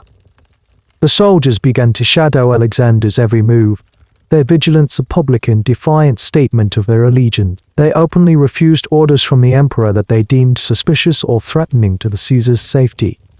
Julia Maze, a master of political theater, leveraged these incidents to devastating effect. She ensured that the story of each failed assassination attempt was discreetly, but widely circulated among the Senate and the military. She portrayed Elagabalus not just as an incompetent ruler, but as an unstable and dangerous tyrant, a new Caligula or Nero, who was now a threat to the very stability of the imperial house she had worked so hard to restore. The failed plots had the precise opposite of their intended effect. Instead of removing his rival, Elagabalus had morally destroyed himself. He had handed his enemies the ultimate justification for his own removal. In the stark binary world of the Roman soldier, the emperor had revealed himself to be a kinslayer and a tyrant. The oath of loyalty, already strained to its limits, was now a hollow formality. They were simply waiting for the right moment and the right order to correct the mistake they had made for years earlier. The failure of the emperor's assassination plots did not restore a fragile peace to the palace. It simply moved the conflict into a new and more dangerous phase. The struggle for the throne was no longer a matter of court intrigue and political maneuver. It was now an open confrontation, and the loyalty of the Praetorian Guard had become the single most important strategic asset. For the soldiers themselves, the emperor's attempt on Alexander's life was the final, clarifying event. All the preceding grievances, the religious sacrilege, the personal debauchery, The financial malfeasance were insults to Roman identity and their own professional honor. This, however, was a direct assault on the legally established succession, a crime against the state itself. The simmering contempt within the Castra Praetoria are now crystallized into a cold, institutional resolve. The loyalty of the Praetorian Guard was not a monolithic or sentimental concept. It was a complex, transactional relationship built upon several pillars: superior pay, the prestige of serving at the center of power, a shared military ethos, and, crucially, a belief in the emperor's ability to maintain the stability that guaranteed their privileged position. Elagabalus had systematically demolished every one of these pillars. His debasement of the currency was a direct attack on their pay. His effeminate behavior and elevation of unworthy favorites destroyed their prestige by association. His alien cult violated their cultural and military ethos. Now, by attempting to murder his heir, he had proven himself to be the primary source of instability in the empire. The calculus within the camp became brutally simple. The emperor was a bad investment, a liability who threatened their security and the security of the state. This shift was neither silent nor passive. It was actively encouraged and managed by Julia Mace A and Julia Mama IA. These women understood that the Guard was not just a military unit, but a political constituency that required careful cultivation. They began a systematic campaign to secure its allegiance. Financial promises were central to this effort. Discreet communications would have been established with the tribunes and influential centurions of the Guard, promising a massive donative a donative bonus to be paid upon Alexander's accession to the throne. This was the traditional language of Praetorian politics, a language of gold that they understood perfectly. Beyond simple bribery, Mace I and Mama EA constructed a powerful narrative. They presented Alexander to the troops not merely as a more palatable alternative, but as the last hope for the restoration of Roman honor and sovereign legitimacy. The boy was frequently brought to the camp, dressed in the simple, dignified attire of a Roman youth, where he would observe their drills and speak to the soldiers with a rehearsed gravity. He was the living symbol of a return to normalcy. Every new excess of Elagabalus was discreetly reported to the Praetorian officers, reinforcing the narrative of a mad, foreign tyrant who had to be removed for the good of Rome. The result was a near-total transfer of functional loyalty. While Elagabalus remained the Augustus in name, the Praetorians now behaved as if Alexander were their true commander. They became his personal, impenetrable bodyguard. Detachments of the most trusted soldiers, personally selected by officers loyal to Mace, surrounded Alexander's quarters day and night. When he appeared in public, he was flanked by a heavy escort of guardsmen whose expressions were a mixture of vigilance and defiance. They were no longer guarding the Caesar as a matter of routine duty. They were protecting their chosen candidate from the reigning emperor. Conversely, their duties toward Elagabalus were performed with a sullen and minimalist compliance. His orders were obeyed, but slowly and without enthusiasm. The respect and deference that an emperor would normally command from his personal guard evaporated. They saw him not as their leader, but as the primary threat to their future emperor. Elagabalus was effectively a prisoner in his own palace, surrounded by 10,000 elite soldiers who had already condemned him. He still wore the imperial purple, but the real power, the monopoly on organized violence in the city of Rome, had slipped from his hands and been passed to his 13-year-old cousin. The Praetorian Guard had made its choice. They were no longer the emperor's shield. They were the sword of the opposition, waiting for the final provocation that would give them the cause or the pretext to strike. The political atmosphere within the palace, already thick with paranoia, was now charged with the static electricity of imminent violence. Elagabalus, cornered and increasingly isolated, understood that he had lost the subtle war of influence and had failed in the secret war of assassination. In his mind, only one path remained, a raw and brutal assertion of the absolute authority he theoretically possessed as Augustus. He would terrorize them into submission. His target was the Senate, the body that had most openly and enthusiastically championed his cousin Alexander. He resolved to make an example of its leading members, an act of political terror designed to extinguish all dissent in a wave of blood. The emperor compiled a list. It contained the names of the most distinguished and influential senators, men of ancient families and immense personal prestige, all known for their public support of Alexander and their private contempt for the emperor. This was to be a purge, a decapitation of the opposition. However, a purge requires instruments. In Rome, the traditional instrument for such a Praetorian Guard. In a final, catastrophic misreading of the men under his command, Elagabalus summoned a group of centurions and tribunes to his presence. These were not his personal assassins, but officers of the regular Praetorian cohorts, men who represented the heart of the institution. In a chamber of the imperial palace, surrounded by his remaining sycophants, the emperor issued his command. It was direct, unequivocal, and utterly illegal. He ordered the officers to take their men, proceed to the homes of the senators on his list, and execute them on the spot. There was to be no trial, no hearing, no pretense of legal process. They were to act as a death squad. It was a direct order from their commander-in-chief, an order that, according to the letter of their military oath, they were bound to obey without question. For the officers standing before him, this was the moment of ultimate crisis. Every soldier is trained to obey, but this command was a direct violation of the unwritten contract that underpinned their service. They were the guardians of the emperor and the city, not the private executioners of his political vendettas. To obey this order would mean turning their swords against the very fabric of the Roman state. They would be murdering unarmed Roman nobles in their own homes, an act of butchery that would stain the honor of the guard forever. Furthermore, it was a suicidal command. They knew with absolute certainty that the majority of their own soldiers would refuse such an order, and that any attempt to carry it out would instantly ignite a civil war within their own barracks, a war they would lose. Their reaction was not one of open defiance. To refuse an emperor to his face was to invite immediate execution. Instead, according to the historical accounts, they met the order with a stony, impassive silence. They accepted the directive with the formal discipline of a soldier, gave the appropriate salute, and withdrew from the imperial presence. But they did not proceed to the homes of the condemned senators. Their path led them in a different direction, to the one place where they could act with impunity, the Castra Praetoria. They returned to the camp not as instruments of the emperor's will, but as messengers of his final descent into tyranny. The news of the kill order spread through the cohorts with explosive speed. The officers relayed the emperor's command to their men. The reaction was not shock or fear, but a surge of collective, righteous fury. This was the final provocation, the unforgivable line that had been crossed. The emperor had not just insulted them or cheated them. He had ordered them to become more criminals against their own people. The simmering discontent that had been building for years erupted into open preparation for mutiny. The sullen quiet of the barracks was replaced by the clang of armor being fitted into the sharp, metallic sound of swords being drawn and tested. Groups of soldiers gathered around their standards, their faces grim. The discussions were no longer about their grievances, they were about tactics. The target was no longer a list of senators.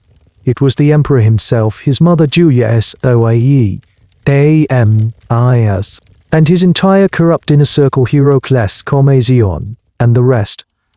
The order to kill the Senate had backfired in the most spectacular way imaginable. It had armed the Praetorian Guard with a perfect casus belli, a morally unassailable justification for what they were about to do. They were no longer conspirators plotting a coup. In their own minds they were the saviors of Rome, acting to prevent a massacre and remove a tyrant. The Rubicon had been crossed not by an army marching on Rome, but by an order given within the palace that sent an army marching on its emperor. The night of March 10, 222 AD, was one of tense and final preparation. Within the stone walls of the Castra Praetoria, the mood was not one of chaotic rebellion, but of disciplined, grim resolve. The tribunes and centurions, having received the emperor's execution order and refused it, were now in open communication with the faction of Julian, and Julia Mamaye. A coordinated plan was being finalized. The soldiers were not acting in a vacuum of rage. They were the armed hand of a political counter-revolution. They spent the night checking their equipment, forming up in their cohorts, and receiving their final instructions. The target was clear. The objective was absolute. On the morning of March 11th, the emperor, seemingly oblivious to the storm he had unleashed, made a final, fatal error. Driven by a desperate need to reassert his authority and win back the favor of the troops, he announced that he and his cousin Alexander would visit the Praetorian camp together to address the soldiers. It was a move born of weakness, an attempt to stage a public reconciliation on the very ground where his authority had been shattered. Perhaps he believed his presence, and the distribution of a hastily promised bonus, could still command their obedience. He fundamentally misunderstood that the currency of their loyalty was no longer gold, but blood. When the imperial party arrived at the gates of the camp, the reception was chilling. As Elagabalus and Alexander entered the great central courtyard, the assembled soldiers offered the customary salute, but the cheer that followed was directed exclusively at Alexander. Shouts of "Hail, Alexander!" and "Hail, Caesar!" filled the air. For Elagabalus, there was only a stony, contemptuous silence. The carefully staged event had instantly become a demonstration of his own irrelevance. The soldiers physically crowded around Alexander, forming a protective barrier and effectively isolating the emperor. Panicked and enraged by this public shunning, Elagabalus lost control. He began to shout threats, demanding that the soldiers who had shown such insolence be arrested and punished for treason. He ordered his few remaining personal bodyguards, not Praetorians, but a small retinue of foreign retainers, to move on the most vocal of Alexander's supporters. This was the spark that ignited the powder keg.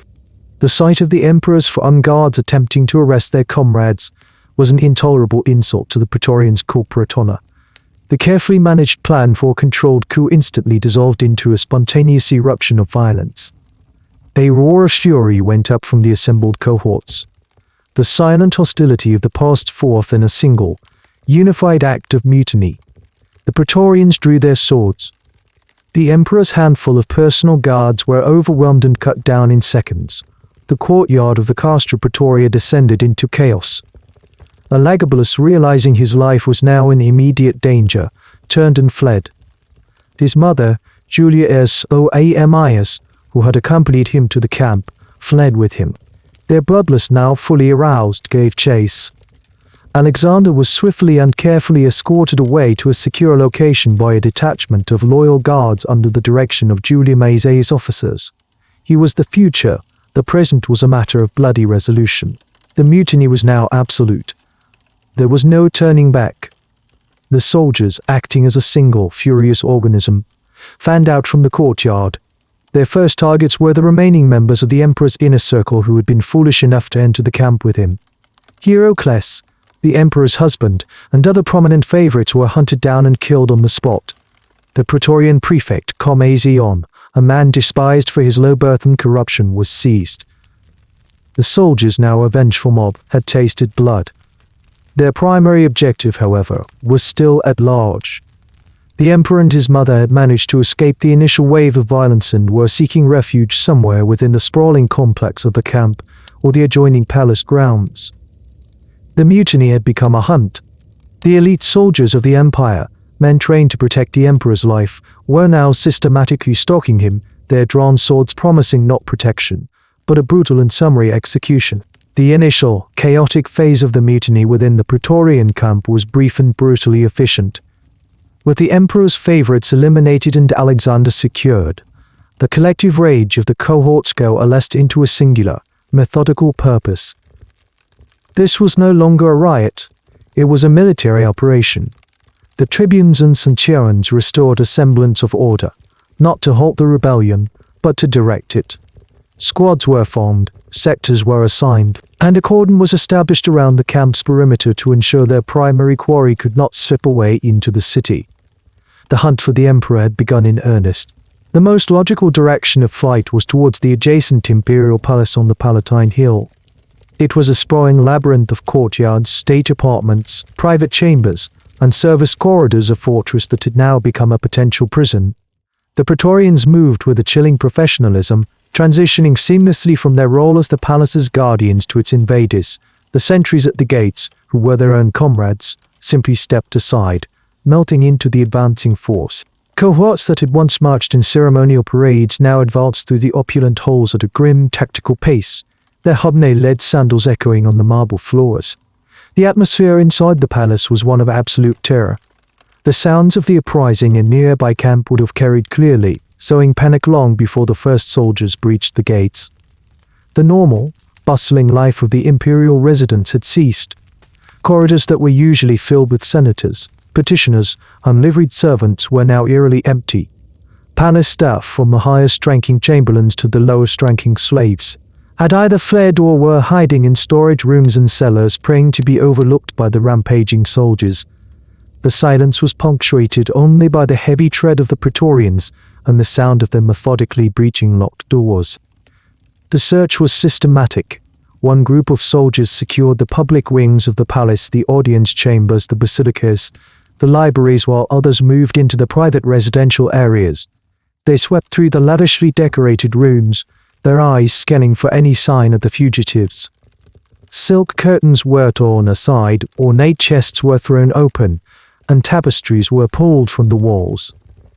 They were men from a world of leather, wool, and steel, now moving through an environment of silk, gold, and perfume, and they were destroying it as they went. Their search was fueled by a cold rage, but it was guided by a soldier's practical logic. They knew the terrain they were searching, having guarded it for years. They knew the secret passages, the servants' entrances, and the most likely hiding places. Elagabalus and his mother, Julia Ayres, were now cornered animals. Their world had shrunk from an empire to a single palace, and now to a desperate, room-by-room flight from their own protectors. According to the accounts of the historian Herodian, they darted from chamber to chamber, seeking a place of concealment. The emperor who had so recently commanded legions was now a terrified 18-year-old, stripped of all authority and divine pretension. He was accompanied only by his mother, the woman who had stood by his excesses and who would now share his fate. Their options were rapidly dwindling. Every corridor seemed to echo with the approach of their hunters. They were finally driven to one of the most remote and undignified parts of the palace complex. As the sounds of splintering wood and the harsh shouts of the soldiers grew closer, they sought a final, desperate refuge. The historical sources converge on the detail that their ultimate hiding place was a latrine. A place of filth and refuse. A place of filth and refuse. With some accounts suggesting they tried to cram themselves inside a large chest or coffer that was kept there. It was a pathetic and futile final gambit. The Emperor of Rome and his mother, the Augusta, were reduced to hiding in a toilet, hoping the stench and indignity of the location would deter the search. But the Praetorians were past such sensibilities. They left no room unsearched, no door unopened. A squad of soldiers following the trail ignominious hiding place. The door was forced open. The chest was located. Inside, huddled together in the darkness, were the masters of the Roman world. The hunt was over. The discovery of the emperor and his mother in such a squalid hiding place was not a moment for triumph, but for the grim and final execution of a verdict that had been passed hours before in the Praetorian camp. There was no hesitation, no trial, and no negotiation. The soldiers who breached the latrine and forced open the chest were not there to arrest their emperor, they were there to kill him. The legal and religious aura that had once surrounded the person of the Augustus, the concept of his body being sacrosanct and inviolable, had been utterly annihilated by his own actions. To the men who now dragged him out into the light, he was no longer a divinely sanctioned ruler, but a tyrant, a foreign heretic, and a source of profound institutional shame that had to be expunged. Elagabalus, 18 years old, was pulled from his hiding place. His mother, Julia Ayres, was dragged out with him. What followed was not execution befitting a fallen commander, but an act of brutal collective rage. The initial blows were struck by the soldiers who found them. The news of their capture spread like wildfire through the palace, and other Praetorians, their bloodlust still high from the morning's mutiny, rushed. A mob of his own elite guardsmen descended upon the emperor and his mother. They were beaten and stabbed repeatedly. The violence was personal and visceral. Each soldier, fueled by 4 years of accumulated resentment, seemed to want to strike a blow. This was payback for the religious sacrilege, for the humiliation of Heracles, for the debased currency, and for the order to murder the Senate. The emperor who had reveled in sensory excess was now subjected to the final, overwhelming sensation of brutal, lethal violence. Julia Ayres, the indulgent mother who had facilitated her son's rise and enabled his catastrophic reign, was not spared. She reportedly tried to shield her son with her own body, clinging to him in their final moments. The soldiers, making no distinction between them, cut her down as well. In the cold, utilitarian calculus of the mutiny, she was not just the emperor's mother, she was a core component of the regime, and she had to be eliminated. The initial killing was frenzied, but what followed was a deliberate unritualistic desecration. The bodies, now lifeless, were not simply left. They were subjected to a final series of humiliations. The soldiers stripped them of their fine silk robes and any remaining jewelry, a final act of plunder that reduced the divided corpses. They then began the process of dragging the bodies out of the palace. This was not a discreet removal, it was a public spectacle, a triumphant parade of vengeance. The bodies were hauled down the marble steps into the grand colonnades of the Palatine Hill. They were dragged past the now silent Elagabalus, the temple that had been the centerpiece of the fallen emperor's new world. The soldiers attached tropes to the corpses and began to pull them through the streets of Rome, down the slope of the Palatine, and through the Forum, the very heart of the city's civic life. The populace, hearing the commotion, poured out of their homes and workshops. They witnessed the result of the Praetorians' coup, their painted, profligate boy priest-emperor, now a bloody and unrecognizable piece of meat being scraped along the cobblestones. The mood of the city was not one of mourning, but of cathartic release. The citizens joined in the jeering, throwing refuse at the corpses, a final popular verdict on the hated reign. The soldiers, having settled their own grievances, were now performing a service for the entire city, a ritual cleansing. They were demonstrating in the most graphic way possible that the alien regime was deadened, that the traditional order was being restored. The clinical act of execution in the latrine had been a necessity of the coup. The brutal procession through the streets was a piece of political theater, a message to the Senate, to the people, and to any future emperor, of the ultimate power the Praetorian Guard wielded. The emperor had lived a life of spectacle, and the soldiers ensured he would have won in death as well. With the bodies of the emperor and his mother lying mutilated in the streets, the Praetorian Guard's role as the instrument of revolution was complete. The initiative now passed from the bloody hands of the soldiers to the ink-stained fingers of the scribes and the vengeful will of the institution that had suffered the most under the fallen regime, the Roman Senate. On that same day, March 11, the senators convened in the Curia, no longer as terrified subjects, but as liberated arbiters of history. Their first and most urgent order of business was not to confirm the succession of Alexander, which was a foregone conclusion, but to formally and systematically destroy the man who was now dead. They would subject him to the ultimate Roman punishment, a penalty reserved for the most hated tyrants and enemies of the state, the official condemnation of memory. This was not a simple act of posthumous revenge, it was a legal and theological process, a bureaucratic exorcism. The goal was to expunge the very existence of Elagabalus from the official record of the Roman people, to treat his 4-year reign as a cancerous growth that had to be surgically and completely removed from the body of history. The decree was passed unanimously and with grim enthusiasm. Immediately, the vast and efficient machinery of the Roman state was set in motion, not to build, but to erase. The first and most visible targets were the physical representations of the emperor. Elagabalus, in his vanity, had filled the city and the empire with statues of himself, often depicted in his priestly robes. Now work crews were dispatched with hammers, ropes and levers. These statues were toppled from their pedestals, their heads were smashed, and the marble fragments were ground into dust or repurposed as building material. Portraits, mosaics, and paintings in public buildings were destroyed. Any image that bore his likeness was to be obliterated. Next came the written record. This was the most meticulous and far-reaching aspect of the condemnation. Stonecutters were sent to every public monument, triumphal arches, temples, public baths, and milestones on the empire's vast road network that bore an inscription with his name. With chisel and mallet, they painstakingly chipped away the letters of his name, leaving a conspicuous, rectangular scar on the stone.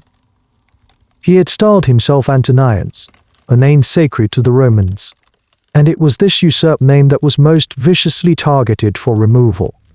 His own name, Elagabalus, was so despised that it was rarely even mentioned, becoming a whispered curse. The error went deeper than stone. In the archives of the state, scribes went through the official annals, the records of the Senate, and military diplomas. They would take a stylus and physically scratch his name from the papyrus or wax tablets. All laws and edicts he had passed were declared null and void, rescinded as if they had never been issued. All grants of citizenship, all promotions, and all appointments made during his reign were invalidated, creating a legal chaos that would take years to untangle. Men who had been appointed to the Senate by him were now, in theory, no longer senators. The state was attempting to perform a retroactive surgery on its own timeline. The coinage, the most potent symbol of an emperor's authority, was also targeted. The debased silver coins bearing his effeminate, radiate portrait were officially recalled. Citizens were ordered to turn them into the state mints, where they were melted down to be raised truck with the pure and hopeful image of the new boy emperor, Severus Alexander. To possess a coin of Elagabalus was to possess a relic of a condemned man. This systematic erasure was a profoundly political act. It was a statement by the Senate and the new regime that the reign of Elagabalus was not a legitimate chapter in Roman history, but an aberration, a period of foreign contamination that was now over. By destroying his memory, they were attempting to restore the honor of the state in the favor of the traditional gods.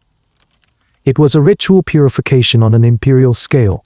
For the Praetorians who had enacted the physical removal, this official, legal erasure was the state's ratification of their mutiny. Their act of treason was now retroactively defined as a patriotic necessity, an act of liberation. They had not murdered emperor, they had merely executed a man who, the Senate now decreed, had never truly been one. While the Senate meticulously chiseled his name from stone and scratched his edicts from the official records, a more visceral and immediate form of erasure was taking place on the streets of Rome. The formal, legalistic condemnation of memory was the domain of the elite. The physical desecration of the corpse was the work of the soldiers and the people, a final, cathartic act of popular justice that required not a decree, but a destination. The procession, which had begun at the palace, was not a swift affair. It was a slow, meandering parade of vengeance. The Praetorians, having asserted their dominance, now allowed the civilian population to participate in the final degradation. The bodies of Elagabalus and Julia, as were dragged through the major arteries of the city. They were hauled past the Circus Maximus, a place of public spectacle, and their final journey became the most watched spectacle of all. A contemporary senator records the grim details of this final journey. The soldiers and the mob that followed them subjected the corpses to every imaginable indignity. This was not simply a chaotic riot, it was a deeply symbolic act. In the Roman worldview, a proper burial was essential for the peace of the soul in the afterlife. To be denied burial rites, to have one's body left for the dogs or thrown into the river, was the ultimate punishment, a condemnation that extended beyond death itself. It ensured that the spirit of the deceased would find no rest, doomed to wander the earth as a malevolent ghost.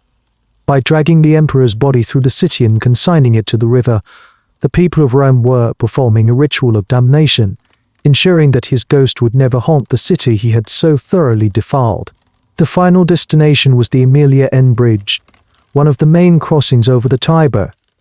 But before the river could claim its due, there was one final grotesque episode. According to Dio, the mob first attempted to stuff the emperor's body into a sewer drain. The act was freighted with symbolism. The source of the city's political filth was to be disposed of with its literal filth. However, the drain was too narrow to accommodate the corpse. This logistical failure only intensified the mob's fury. Frustrated in their attempt, they resumed their journey to the river. Upon reaching the bridge, the soldiers and the crowd heaved the mutilated bodies over the parapet.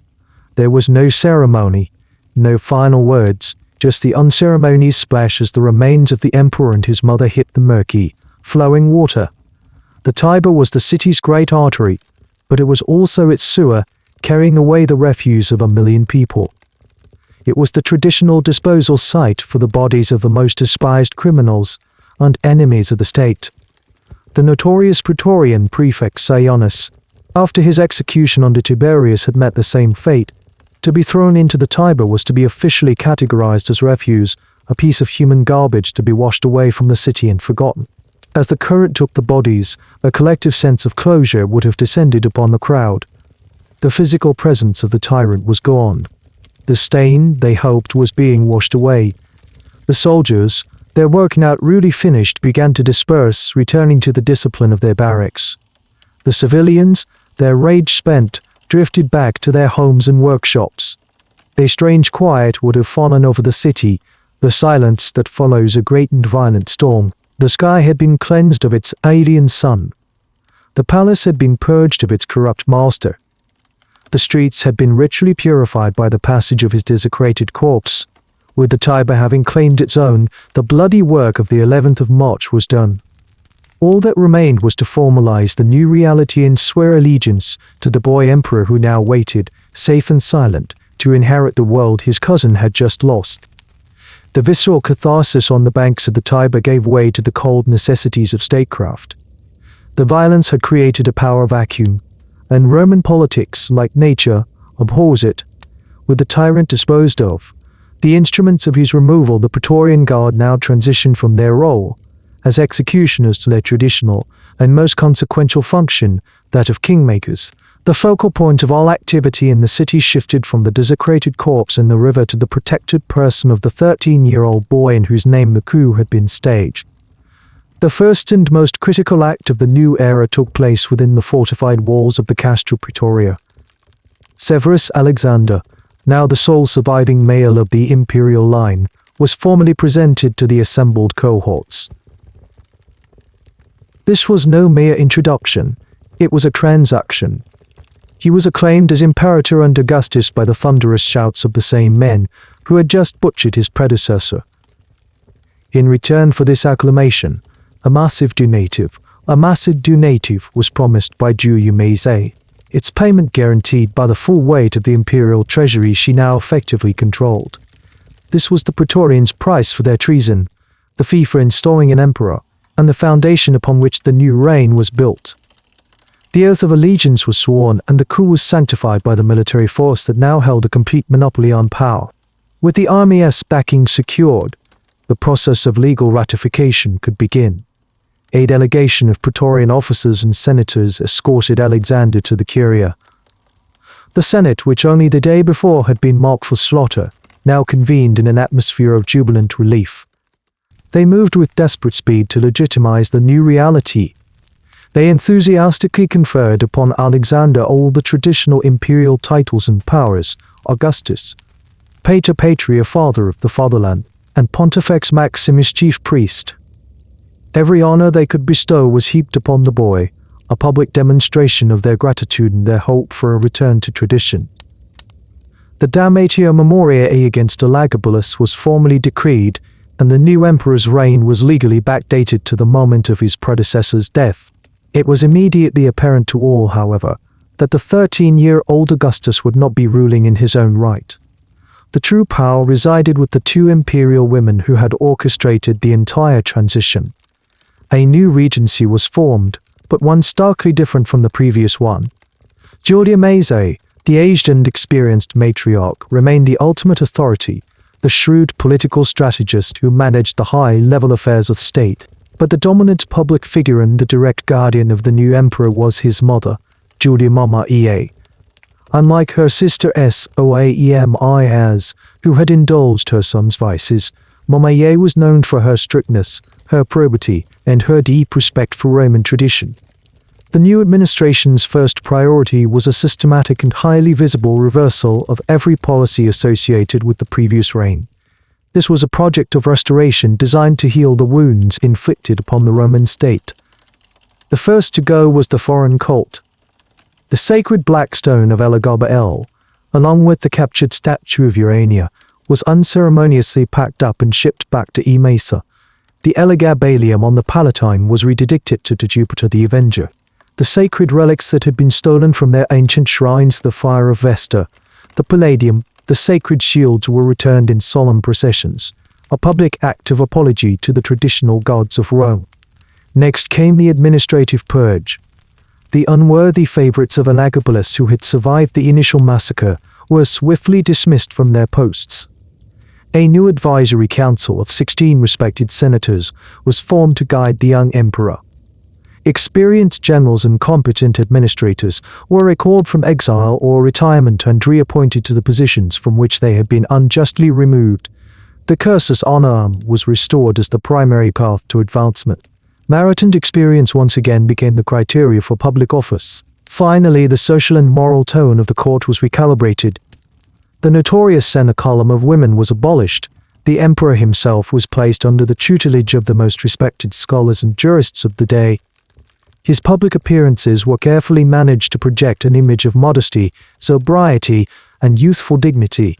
He was presented to the world as the ideal Roman prince, a stark contrast to the painted priest he had replaced. For Rome, it was a moment of profound relief, a sunrise after a long and grotesque night. The city, the Senate, and the army could breathe again. But this new dawn, for all its promise, was built upon the foundation of a bloody coup, and the new emperor's throne rested uneasily upon the continued goodwill of the very soldiers who had put him there. With the city cleansed and the succession secured, a fragile sense of order returned to Rome. The Praetorian Guard, having torn down one emperor and raised another, resumed its official duties. They were, in the eyes of the Senate and the relieved populace, the saviors of the state, the instruments of a necessary and righteous correction. They had excised a malignancy and, in doing so, had seemingly restored the health of the body politic. But this act of salvation carried with it a profound and destabilizing truth, a burden that would weigh upon the Roman state for the remainder of its existence. In saving the empire from a monstrous emperor, the Guard had once again reinforced the fatal precedent that they, not the Senate or the law, were the ultimate arbiters of imperial power. This was not a new role for them, but a recurring pattern woven into the fabric of the Principate. In 41 AD, after the assassination of Caligula, it was the Praetorians who, finding the terrified Claudius hiding behind a curtain, had unilaterally declared him emperor, forcing their choice upon a hesitant Senate. In 193 AD, after murdering the disciplinarian Emperor Perticans, they had committed the infamous act of auctioning the imperial throne to the highest bidder, the senator Didius Julianus. Their actions in 222 AD were the latest in one of the most dramatic reaffirmations of this grim political reality. The emperor, for all his theoretical absolute power, reigned only with the consent of the several thousand elite soldiers garrisoned within the city. That consent, as the fate of Elagabalus proved, was conditional and could be violently withdrawn. The new regency, led by the shrewd Julian Maes A and the determined Julian Omar EA, understood this dynamic perfectly. Their relationship with the Guard was not one of command, but of careful and continuous negotiation. They knew that their son's life and their own power depended entirely on keeping the Praetorians satisfied. The promised donative was paid promptly and in full, using coinage newly struck with the reassuring image of Alexander. The privileges of the Guard were not only protected but enhanced. Their officers were consulted on military matters, and their institutional pride was flattered with public honors and praise. The new government, for all its restored dignity and competence, was in a very real sense a hostage to its own creators. This immense power had a corrosive effect on the Guard itself. It transformed the institution from a purely military body into a deeply political one. The Praetorian prefects, the commanders of the Guard, became figures of almost unparalleled influence, often wielding more practical power than any senator or minister. They controlled direct access to the emperor, and their support was essential for any political initiative. Factions could develop within the ranks, with different cohorts or officers backing different court personalities, creating an undercurrent of instability at the very center of the state. The discipline that is the bedrock of any effective military unit was perpetually at risk of being undermined by the temptations of political intrigue and the arrogance of kingmakers. For the individual guardsman, this power created a duality in his identity. He was a soldier, sworn to obey, but he was also a member of a body that could, in a single day, overthrow the state. This knowledge fostered a sense of entitlement and a volatile corporate pride. Any perceived slight, any delay in pay, any unpopular disciplinary measure could now be interpreted not as a routine military matter, but as a political provocation that might justify another mutiny. They had become the state's immune system, with a dangerous and unpredictable capacity to attack the body it was meant to protect. The quiet peace that settled over Rome in the early years of Alexander's reign was therefore an illusion. It was a peace bought with golden deference, and it rested not on the rule of law, but on the drawn sword of the Praetorian Guard, a sword that had just demonstrated its willingness to strike. The specific names now fade.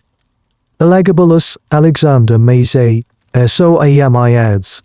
They become echoes, entries in a chronicle of a distant and brutal age. The passions that drove them, the religious fervor, the ambition, the jealousy, the terror have long since cooled, leaving behind only the cold stone of historical fact. Yet, the narrative, once concluded, reveals a structure that is not confined to the past. It speaks to the fundamental tension that lies at the heart of any organized state. The relationship between the power that governs and the power that protects. The story of the Praetorian Guard is a clinical study in what happens when the instrument of force becomes the source of authority. It demonstrates how a system, no matter how complex its laws or venerable its traditions, can ultimately be stripped down to the brutal simplicity of who holds the weapons. The tragedy of Elagabalus was his own, but the weakness it exposed was Rome's. Once they realized their own strength, cease to be servants and become masters. As we retreat from this dark chapter, that is the pattern that remains, a quiet and persistent question suspended in the silence that follows. And so that chapter of human darkness closed, but history has a habit of rhyming. Watch for the patterns in your own time. The account is now finished.